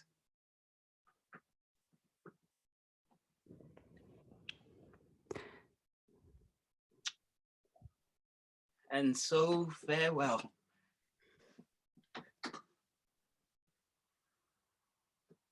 Relenting fool and shallow changing woman. How now? What news? Most mighty sovereign, on the western coast rideth a puissant navy to our shores. 'Tis thought that Richmond is their admiral, and there they hold, expecting but the aid of Buckingham to welcome them ashore. Some Lightfoot friend, post to Duke of Norfolk, Ratcliffe, thyself, or Catesby. Where is he? Here, my good lord. Catesby, fly to the Duke. I will, my lord, with all convenient haste. Ratcliffe, come hither. Post to Salisbury. When thou comest hither, dull unmindful villain, why stayst thou there and goes not to the Duke? First, mighty liege, tell me your highness's pleasure. What from your grace I shall deliver to him? True, good Catesby. Bid him levy straight the greatest strength and power that he can make, and meet me suddenly at Salisbury. I go. What may it please you shall I do at Salisbury? Why, what wouldst thou do there before I go? Your highness told me I should post before. My mind is changed. Stanley, what news with you? None good, my liege, to please you with the hearing, nor none so bad, but well may be reported. Oh, day a riddle, neither good nor bad. Once more, what news? Richmond is on the seas, stirred up by Dorset, Buckingham, and Wharton. He makes for England here to claim the crown. Is the chair empty? Is the sword unswayed? Is the king dead, the empire unpossessed? What heir of York is there alive but we? Who is England's king but great York's heir? Then tell me what makes he upon the seas? Unless for that, my liege, I cannot guess. Thou wilt revolt and fly to him, I fear. No, my good lord, therefore mistrust me not. Where is thy power then to beat him back? Are they not now upon the western shore, self-conducting the rebels from their ships? No, my good lord, my friends are in the north. Cold friends to me. What do they in the north when they should be served their sovereign in the west? They have not been commanded, mighty king. Pleaseth your majesty to give me leave. I'll muster up my friends and meet your grace, where and what time your majesty shall please. Go, then, and muster men. But leave behind your son George Stanley. Look your heart be firm, or else his head's assurance is but frail. So deal with him as I prove true to you. My gracious sovereign, now in Devonshire, Sir Edward Courtney, the haughty prelate, Bishop of Exeter, his elder brother with many more confederates are in arms. In Kent, my liege, the Guildfords are in arms, and every hour more competitors flock to the rebels, and their power grows strong. My lord, the army of great Buckingham. Out on you owls, nothing but songs of death! Oh! Take there that thou, till thou bring better news. The news I have to tell your majesty is that by sudden floods and falls of waters, Buckingham's army is dispersed and scattered, and he himself wandered away alone, no man knows whither. I cry thee mercy. There is my purse to cure that blow of thine. Had any well-deserved friend advised, friends proclaimed reward to him that brings the traitor in? Such proclamation hath been made, my lord. Sir Thomas Lovell and Lord Marquis Dorset, 'tis said, my liege, in Yorkshire are in arms. This good comfort bring I to your highness. The Breton navy is dispersed by tempest. March on, march on. Since we are up in arms, if not to fight with foreign enemies, yet to beat down these rebels here at home. My liege, the Duke of Buckingham is taken. That is the best news. That the Earl of Richmond is with a mighty power landed at Milford is colder tidings, yet they must be told. Away to Salisbury. While we reason here, a royal battle might be won and lost. Someone take order Buckingham be brought to Salisbury. The rest march on with me. Exeunt. Act 4, Scene 5, Lord Stanley's house. Enter Stanley, the Earl of Derby, and Sir Christopher Urswick, a priest. Christopher, tell Richmond this from me, that in the sty of the most deadly boar, my son George Stanley is franked up in hold. If I revolt, off goes young George's head. The fear of that holds off my present aid. So get thee gone, commend me to thy lord. Withal, say that the queen hath heartily consented he should espouse Elizabeth, her daughter. But tell me, where is princely Richmond now? At Pembroke, or at Harpeth West in Wales. Well, hie thee to thy lord. I kiss his hand. My letter will resolve him of my mind. Farewell. Exeunt.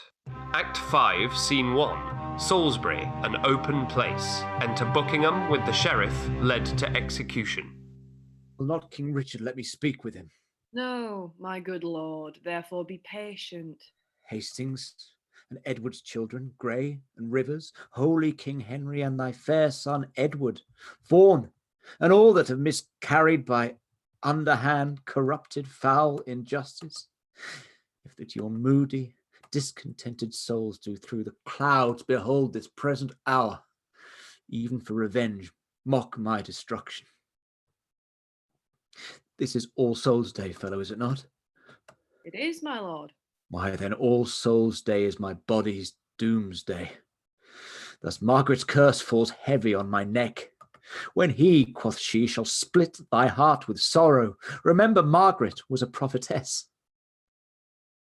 Come, lead me, officer, to the block of shame. Wrong hath but wrong, and blame the due of blame. Exeunt Buckingham and the Sheriff with officers. Act 5, Scene 2, the camp near Tamworth. Enter Richmond, Oxford, Sir James Blunt, Sir Walter Herbert, and others. Fellows in arms, and my most loving friends, bruised underneath the yoke of tyranny. Thus far into the bowels of the land have we marched on without impediment. And here we receive from our father Stanley lines of fair comfort and encouragement.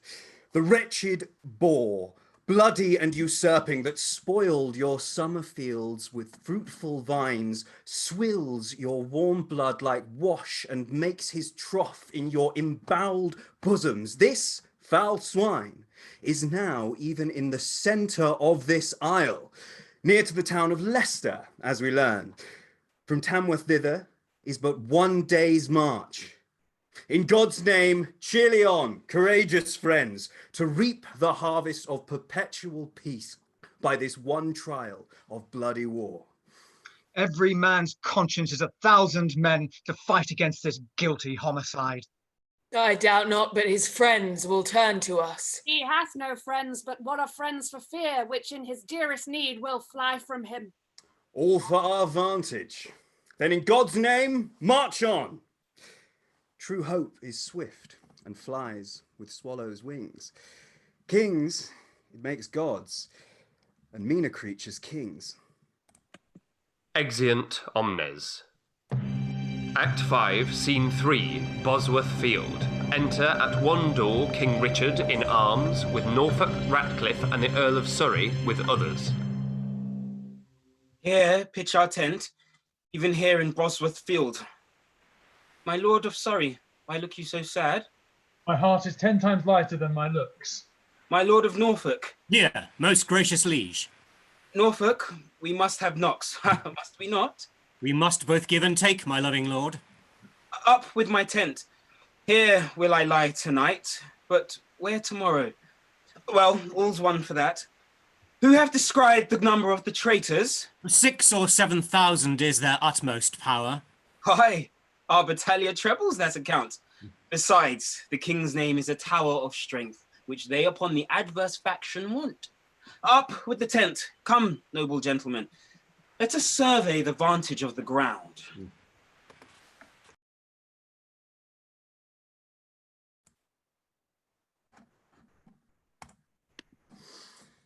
The weary sun hath made golden set, and by the bright tract of his fiery car gives token of a goodly day tomorrow. The Earl of Pembroke keeps his regiment. Good Captain Blunt, bear my good night to him. And by the 2nd hour of the morning, desire the Earl to come see me in my tent. And yet one more thing. Good Captain, do for me. Where is Lord Stanley quartered? Do you know? Unless I have mista'en his colours much, which well assured I have not done. His regiment lies 1/2 mile at least south from the mighty power of the king. If without peril, be it possible, sweet Blunt, make some good means to speak with him, and give him from me this most needful note. Upon my life, my lord, I'll undertake it. And so God give you quiet rest tonight. Good night, good Captain Blunt. Come, gentlemen, let us consult upon tomorrow's business. Into my tent. The dew is raw and cold. What is the clock? It's supper time, my lord. It's 9 o'clock. I will not sup tonight. Good Norfolk, hie thee to thy charge. Use careful watch, choose trusty sentinels. I go, my lord. Bid my guard watch. leave me. Ratcliffe, about the mid of night, come to my tent and help to arm me. Leave me, I say. Fortune and victory sit on thy helm. All comfort that the dark night can afford be to thy person, noble father-in-law. Tell me, how fares our loving mother? I, by attorney, bless thee from thy mother, who prays continually for Richmond's good. So much for that. The silent hours steal on, and flaky darkness breaks within the east. In brief, for so the seasons bid us be, prepare thy battle early in the morning, and put thy fortune to the arbitrament of bloody strokes and mortal staring war. Once more, adieu. Be valiant, and speed well. Good lords, conduct him to his regiment. I'll strive with troubled thoughts to take a nap. Once more, good night, kind lords and gentlemen.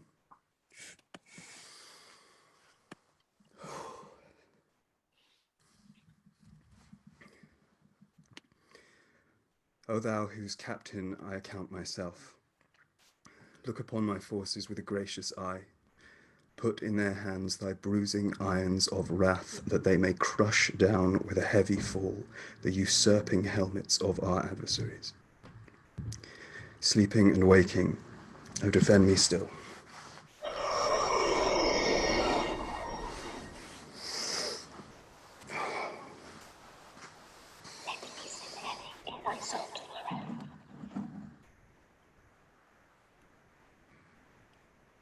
Me sits heavy in thy soul tomorrow. Think how thou stabbedst me in my prime of youth at Tewkesbury. Despair, therefore, and die! Be cheerful, Richmond. The wrong souls of butchered princes fight in thy behalf. King Henry's issue, Richmond, comforts thee.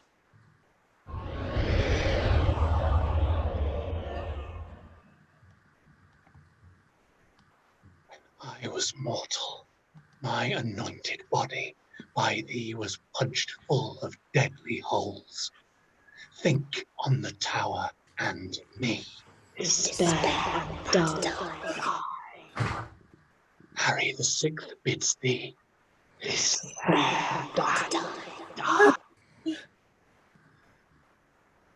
Virtuous and holy be thou conqueror. Harry, that prophesied thou shouldst be king, doth comfort thee in thy sleep.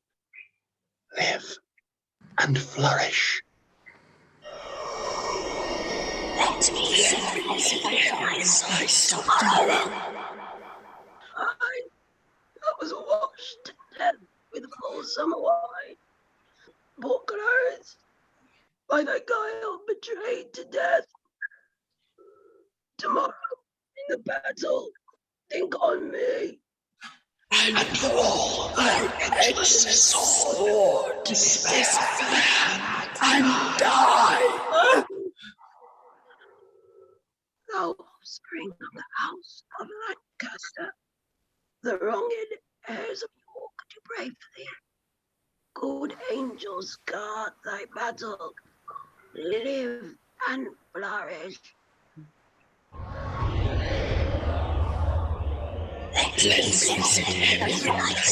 Tomorrow.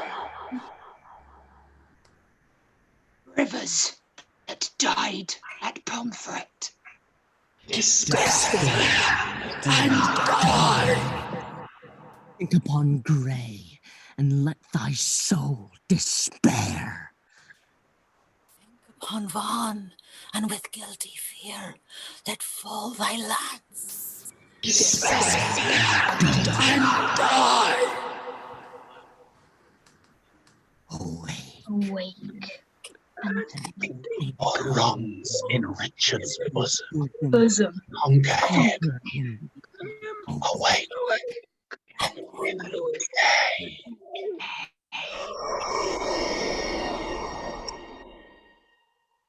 Dream on thy cousin smothered in the tower. Let us be led within thy bosom, Richard. and weigh thee down to ruin, shame, and death. Thy nephew's souls bid thee despair. Despair and die! Sleep, Richmond. Sleep in peace and wake in joy. Good angels guard thee from the boar's annoy.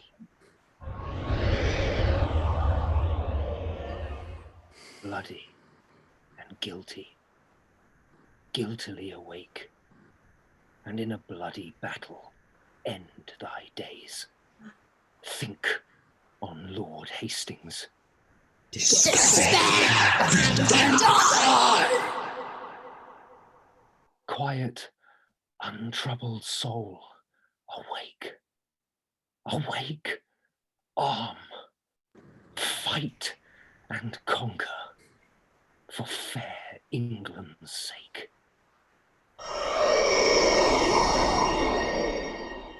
Richard, thy wife, that wretched Anne, thy wife, that never slept a quiet hour with thee, now fills thy sleep with perturbations. Tomorrow in the battle, think on me. And fall thy vengeance sword, despair and die! Quiet soul, sleep thou a quiet sleep. Dream of success and happy victory. Thine adversary's wife doth pray for thee. The first was I that helped thee to the crown. The last was I that felt thy tyranny. Oh, in the battle think on Buckingham, and die in terror of thy guiltiness. God and good angels fight on Richmond's side. Richard falls in height of all his pride.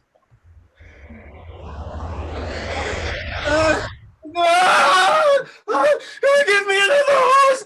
Bind up my wounds, have mercy! Just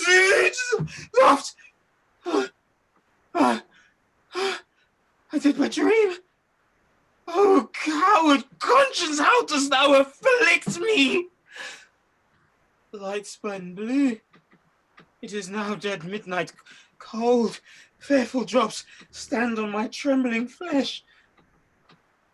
What do I fear? Myself. There is none else. Why? Richard loves Richard, that is, I am I. Oh, no! Alas, I rather hate myself for hateful deeds committed by myself. I am a villain. Yes, I lie. I am not. Fool of thyself, speak well. Fool, do not flatter.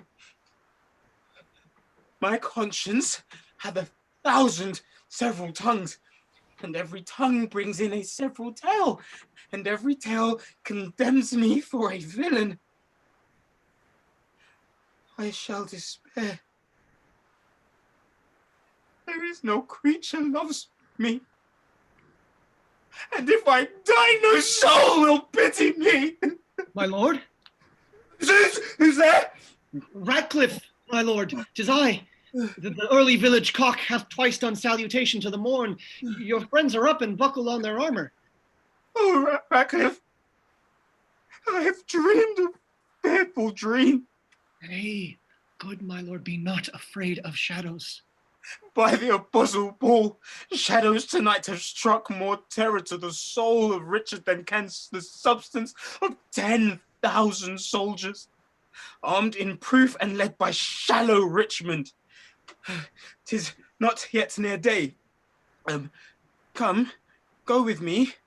Under our tents, I'll play the eavesdropper to see if any mean to shrink from me. Good morrow, Richmond. Oh, cry mercy, lords and watchful gentlemen. You have ta'en a tardy sluggard here. How have you slept, my lord? The sweetest sleep and fairest boding dreams that ever entered a drowsy head. Methought Their souls, whose bodies Richard murdered, came to my tent and cried on victory. How far into the morning is it, lords? Upon the stroke of 4. Why then, 'tis time to arm and give direction.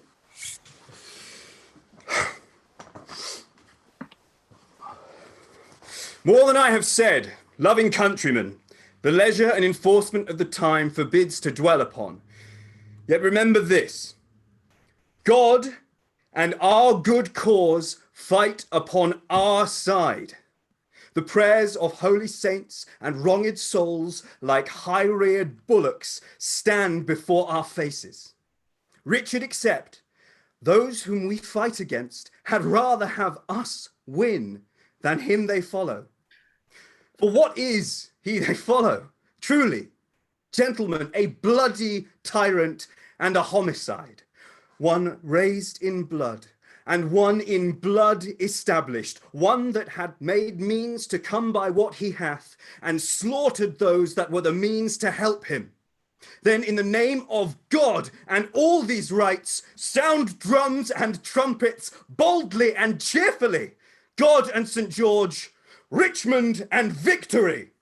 Richmond and victory! What said Northumberland as touching Richmond? That he was never trained up in arms. He said the truth. And what said Surrey then? He smiled and said the better for our purpose. He was in the right, and so indeed it is. Tell the clock there. Give me a calendar.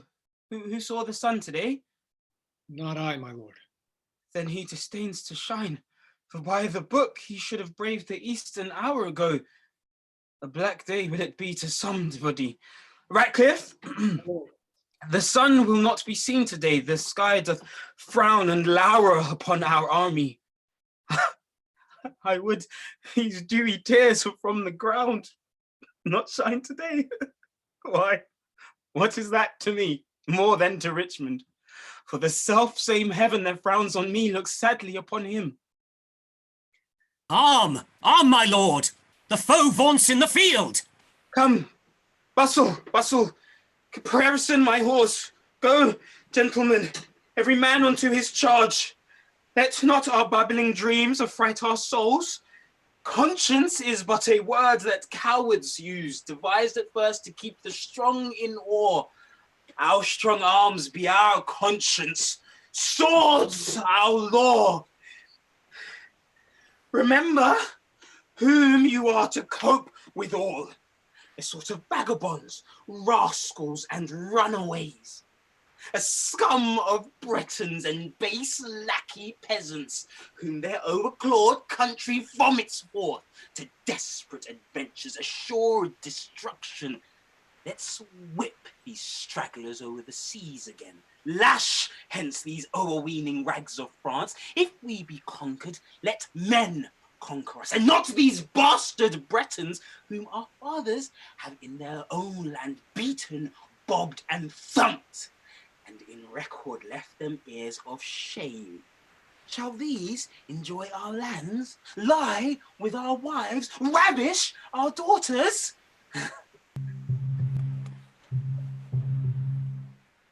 Hark, I hear their drum. Fight, gentlemen of England. Fight, bold yeomen. Draw, archers, draw your arrows to the head. Spur your proud horses hard and ride in blood. Amaze the welkin with your broken staves. What says Lord Stanley? Will he bring his power? My lord, he doth deny to come. Off with his son George's head! My lord, the enemy is past the marsh. After the battle, let George Stanley die. 1,000 hearts are great within my bosom. Advance our standards set upon our foes, our ancient word of courage. Fair St. George, aspire us with the spleen of fiery dragons. Upon them, victory sits at our helms. Victory! Exeunt. Act 5, Scene 4. Another part of Bosworth Field. Enter Norfolk and forces fighting. To him, Catesby. Rescue, my lord of Norfolk, rescue, rescue! The king enacts more wonders than a man, daring and opposite at every danger. His horse is slain, and all on foot he fights, seeking for Richmond in the throat of death. Rescue, fair lord, or else the day is lost. Ah! Horse! A horse! A kingdom for my horse! Oh, my lord! I'll help you to a horse. Slave!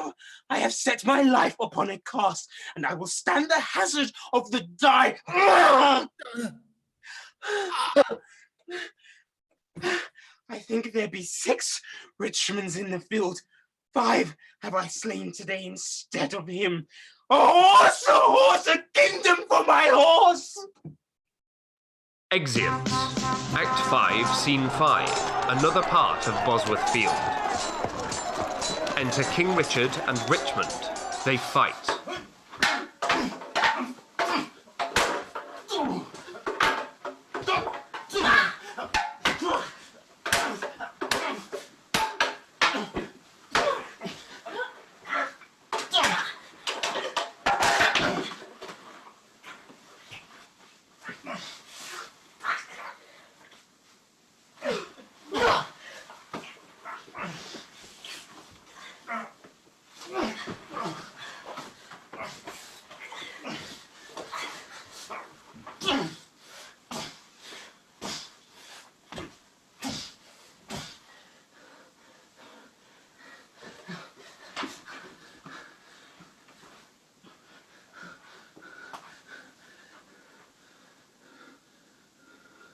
Richard is slain.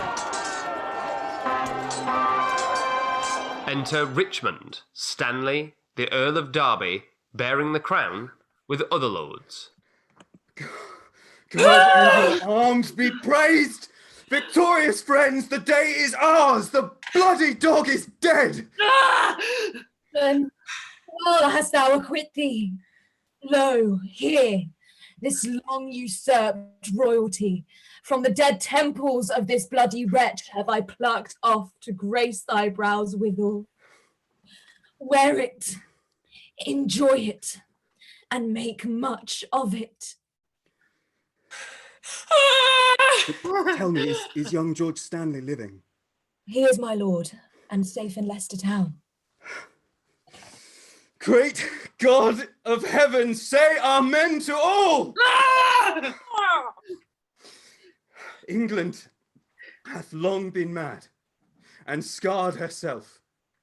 The brother blindly shed the brother's blood. The father rashly slaughtered his own son. The son compelled, been butcher to the sire. All this divided York and Lancaster, divided in their dire division. Oh, now, let Richmond and Elizabeth, the true succeeders of each royal house, by God's fair ordinance conjoin together, and so unite the white rose and the red. And let their heirs, God, if thy will be so, enrich the time to come with smooth-faced peace, with smiling plenty and fair, prosperous days. Yes! Now, civil wounds are stopped. Peace lives again. That she may long live here. God say amen. Amen! Exeunt.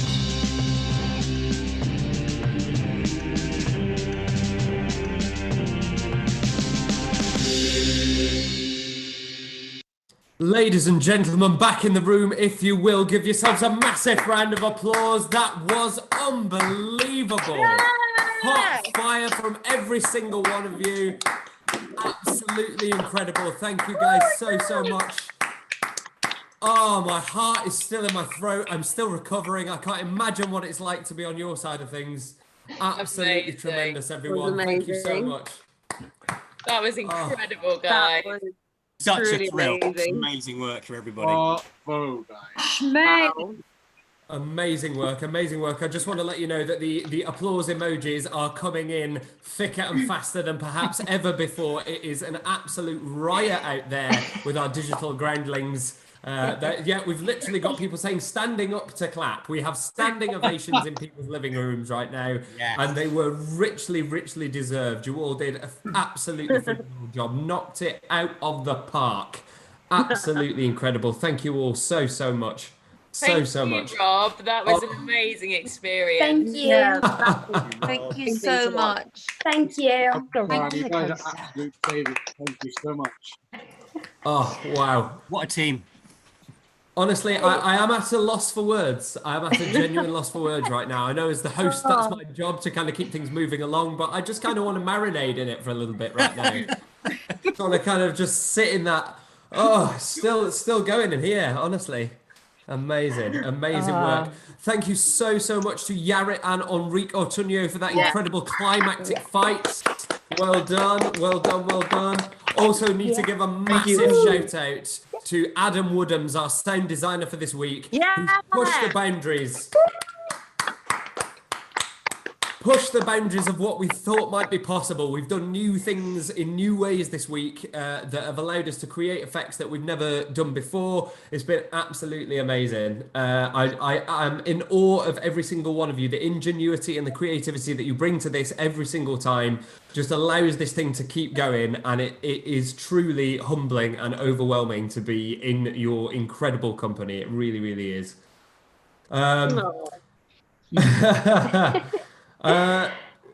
Do we want to take some questions? Yes, I've got some I captured earlier, and I'm trying to grab some in between applause and lovely comments. All the applause, yeah, exactly, yeah. So I've seen one. I'll go back to some from earlier, but I've seen one just now, which was with so little time to rehearse and with internet latencies and everything. How do you do it all so seamlessly? Definitely a few things went wrong, so you may or may not have noticed them. Oh no, only you will notice that, Lucy, honestly. It's one of those things, isn't it? We call it stage seconds, don't we? Where it's like any kind of slight tiny thing to us feels like the biggest thing in the world, but I really don't think that you need to worry about that. There was some phenomenal cue snatching in this show. Really tremendous work, and it's one of those things that feels like it might be quite minor, but it's actually so essential to the play feeling urgent and immediate and vibrant in the way that it does. And you all put on an absolute clinic and a masterclass of that tonight. It was absolutely tremendous. Really well done. Really, really well done. I've got a question here from Annabelle, our super fan who does us fan art every week. She's an absolute joy. And she's asked, can we talk about Act 4, Scene 4, particularly about Margaret talking to the Duchess and Elizabeth, and Richard's conversation with Elizabeth? Yeah, exactly. Yeah. I'll let you guys talk, and I'll just do this while you go. It's an immense scene of writing, and it was brilliantly done. All of them, just beautiful. The only thing to say really is, congratulations! What a scene! What a scene! Absolute scenes. I saw someone comment on this, and it's totally like when people say, "Oh, Shakespeare didn't write for women," especially when you think of the histories. You don't think of women. You do a scene like that, and you think, yeah. No, he did. Yeah. Yeah. I can't believe what I just said. But yeah, it's there's so much. I think women in Shakespeare very often you feel like you have to ask permission to speak, and not in a scene like that, especially when you've got three queens together of all the people in the world who don't have to ask permission to speak, and they, between the three of them, they can speak what's in their heart. And for an actor in Shakespeare, who normally doesn't get that, that's just liberating, and you kind of go, great, we'll jump on that and we'll ride. Or at least that's how I felt. I don't know how Wendy and Sarah felt, but oh God, I mean, it's insane the way that the whole piece is 500 years ahead of its time. I mean, talk about working out the calculated and then emotional connection between three women in one scene. It's astonishing. We did a little rehearsal. I don't know how many we did, about one, was it? To get we did a little private rehearsal, but the bonding that Shakespeare kind of conceived, it was just like we were just bonded straight away. And to work with you guys, Like Catch the Sunshine. Yeah, you all honestly knocked it out of the park. It was a stunning, stunning piece of writing, of course, but a masterclass in relationships. You know, someone I noticed, because I've been kind of keeping half an eye on the live stream in between doing various tech things. And one of the things that somebody said was that it was as if these actors had spent 6 weeks together drilling down into this because of the richness of those relationships. And that is absolutely how it felt to me as well. It's really, really extraordinary work. I would like to Strung shout together. out as well to Sarah and Ash, because like at the start of this rehearsal process, when Rob was asking us all what we thought about the third as the play, I adore this play. I've seen it done so many ways. That is the most beautiful I've ever seen, that relationship, and the most vulnerable. And I thought that was so beautifully played between the two of you, and that's a real find. Like, I think that's unique. I haven't seen that before, and I think you guys just like gorgeous. I wanted to drop in the privilege of getting to do, this is my second one, and for most of it's our second one, and I think that does add to that sense of community and that sense of ensemble that we found in this process. And I love that I'm meeting up with my fellow shrewies, and I'm even more thrilled that I'm actually getting to work with people I've seen in the other ones and admired so much. It's just, yeah, it's a loving. And unapologetically so as well. Unapologetically loving. It's a love-in for our audience as well. You know, they are absolutely delighted to see so many returning faces and every single one of them knocking it out of the park. They're a massive part of it too. We love the groundlings. We love it. Exactly. We love you all so much. Thank you so much for coming. Thank you so much for watching. Please do like and subscribe. As I said, we've got big news just around the corner, so please do stay tuned for that. We want you guys with us every step of the way. You are as integral to this as anybody that is on screen right now. Without you, there would be nothing here. It would be a tree falling in the forest with no one there to hear it. So thank you all so much for diligently turning up every week and allowing us to surprise and delight. Thank you so much. Thank you so much. Sarah, do we have any more questions? We do indeed, yes. So let me just go back to my list. Oh, we had a question which was, how did you bring the ghost scene to life? Yes, great question. Great question. So it was an interesting process. We had a couple of different ideas for that. Obviously, we've done ghosts. We've had occasion to do ghosts several times now through the play. And when we've done them before, we've used special effects. You know, we've kind of used virtual backgrounds and kind of green screen trickery and things of that nature to bring them to life. But this time, one because of the volume of ghosts, but two, also because of just continuing to try and strive for different forms of innovation, we decided to try and do it practically. And this form drives simplicity in the creativity. And so it became, how do you tell ghost stories? Well, in the dark with a torch under your face. Well, essentially, the ghosts are telling Richard a ghost story. So let's look at that. A reference that we had was Bohemian Rhapsody. You'll probably not be surprised to discover because there were heavy tones of that. But really what allowed the whole scene to sing and what allowed it all to come together as beautifully and as affectingly as it did was Adam Woodham's incredible sound design, where he laboriously took pre-recorded lines from every single one of the different actors and layered them one on top of the other so that that choral effect with those repeated refrains of things like despair and die, let fall thy edge of the sword, were actually accumulating to overwhelm and to drown Richard, so that by the time he wakes up, obviously that curse of conscience that Margaret puts on him has kind of come into full effect. And I thought you guys all did such a tremendous job bringing that to life, not only with the torches under the faces, but with the incredible makeup and the effects and the crowns and the costume. You know, we are, as a production team, continually astonished and humbled by the effort that our actors are willing to go to in order to create these effects in their various homes and bring them all together. It really is amazing. But yes, special thanks this week to Adam Woodhams for an incredible job.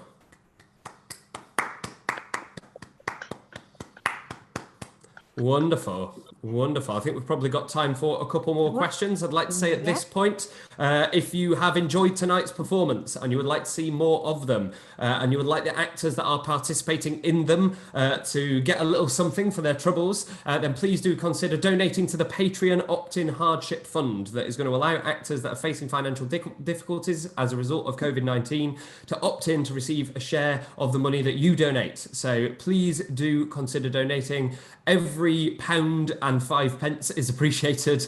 So just give as much as you can. Thank you so much, everyone. All right. Sorry, Sarah. That's all right. So I've got a question for Ashley. Actually, there's a few questions for Ashley. I bet there are. I'll pick one first, and then we'll see how we go on time. But someone has asked, what was your favourite part to read or act, and your least favourite? And were you familiar with the entirety of Richard III before? And that comes a question from Italy. Hello. I was familiar with Richard III in its entirety. I'd read it before, but I'd also seen it live. And then I know it's, when people talk about Shakespeare, there are the plays that people always talk about, and this is one of them.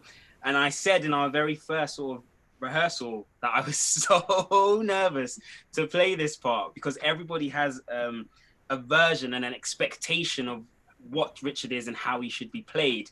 But I love a challenge, and I wanted to bring out, for me, I wanted to bring out the vulnerability. So I think, to answer the question, I think that was the most exciting and the thing I was most looking forward to doing, that made me happiest, is trying to find his vulnerability and trying to find the softness in Richard and the things that you don't see. So his relationship with his mum.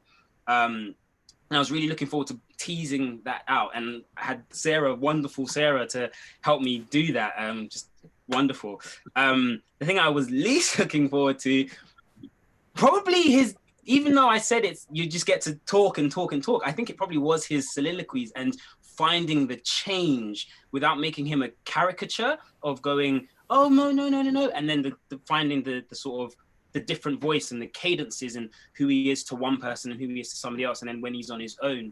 I think that was the most challenging, and just and wonderfully directed by Rob, is just allowing myself to have the space to do that, and just knowing that I can take my time without putting in epic sort of pinter pauses, as we like to call them.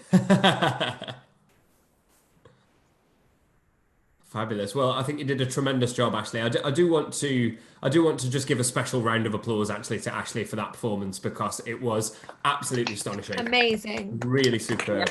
Really, really superb. And I think the vulnerability of Richard and the humanity of Richard that you managed to bring out throughout that performance is something that, to the level that you took it and the way that you managed to keep the audience on that fine line of, am I backing him? Am I not? Am I feeling sympathetic towards him, or am I not? I thought the way that you danced that line was honestly the best that I've seen it done. And I don't say that lightly. It was really, really extraordinary, and I loved every second of it. So thank you so much for agreeing to come back and reprise the role. I mean, my word.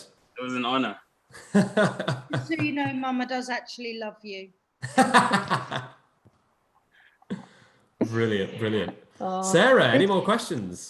Yes, so I had one earlier for Lucy, and someone asked what you thought of Richard's seduction and how it works on Anne. That's a hard one, because there's a few different ways that you can interpret it. I suppose I thought that maybe one of the reasons was that Anne got to the point where she thought, well, what other options do I have?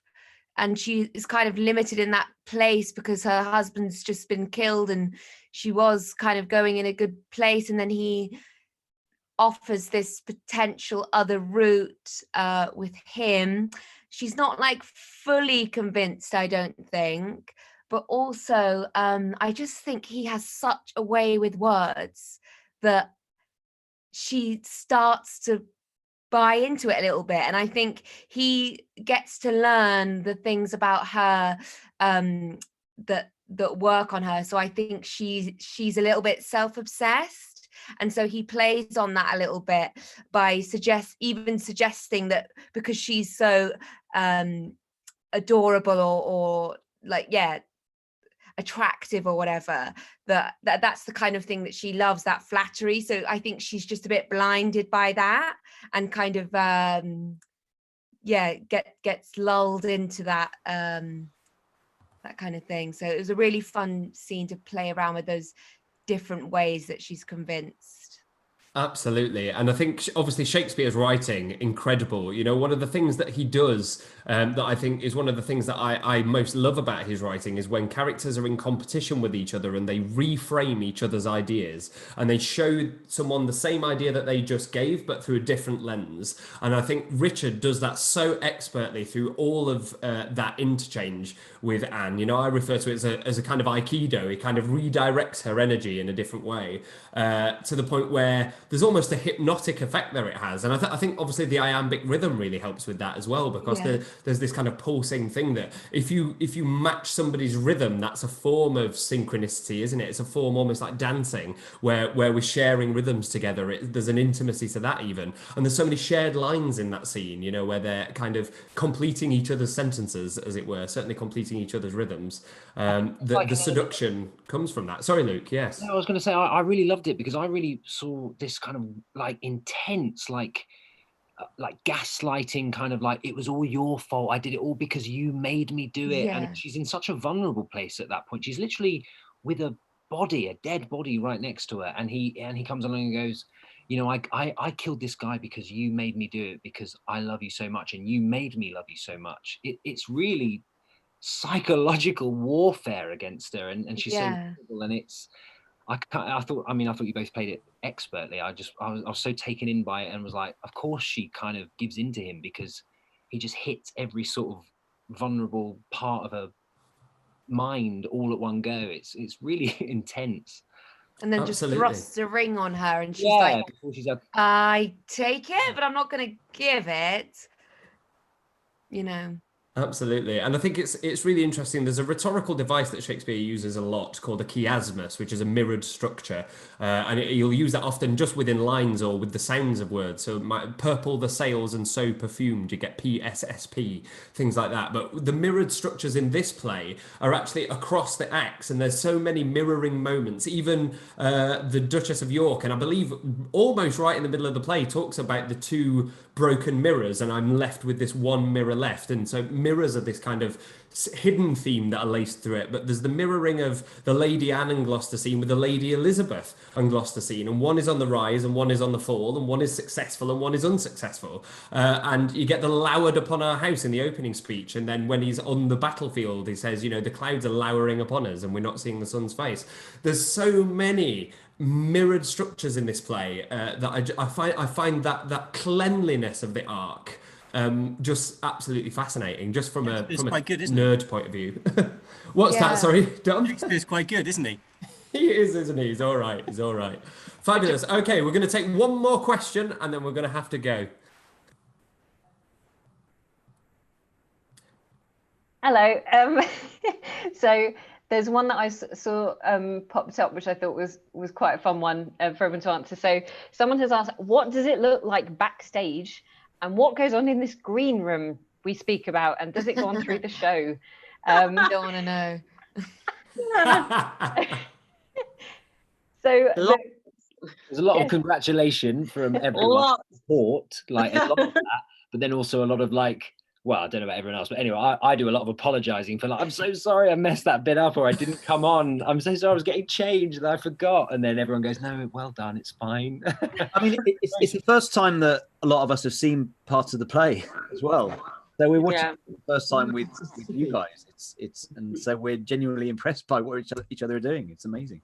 And it's like, it's an unprecedented level of like support and happiness for each other. Like when something goes really well, I mean, as an actor, you sort of go backstage and someone else will be like, oh, it was good. And then they'll kind of think about their own thing. But like in this, everyone's just like, that was so amazing. Wow! And it's not something that you're used to. So it's really nice to experience that. There's a lot of typing in full caps lock. All caps. And it's often a lot of quick costume changes and trying to remember to change your name to the right character. Yeah. Yes, I think the ensemble have the bravest job of all with the amount of costume changes, character changes, name changes, props. Yeah. I'm Our on rooms are costumes tonight as well. jackets, Ensemble just like costumes. 10 On point. It's so good. Lachlan, sorry, you were saying. Yeah, I'm constantly assessing and just double checking and triple checking my mic isn't on or my camera isn't on when it's not supposed to be. I'm constantly just. Yeah. That Totally with exactly. you on that. That's my. Paranoia. Yeah. But it's a really beautiful company. Everyone's so incredibly supportive, and that's exactly what was just being said about, you know, you're just watching the comments. It's just so it is a love fest, and that just makes this such a bloody joy. And I'm so grateful to be a part of it. And it's worth being up in the morning to do this with you guys. You've just been extraordinary. Thank you so much. Remind us what time it is over there. It's now 7:30 in the morning. Now 7:30, so we started at 5? 4. 4. Oh.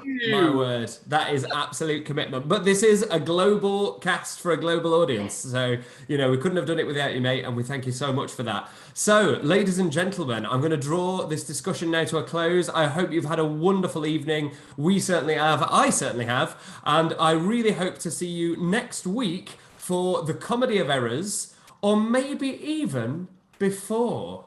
And I'll leave you with that little nugget to chew on.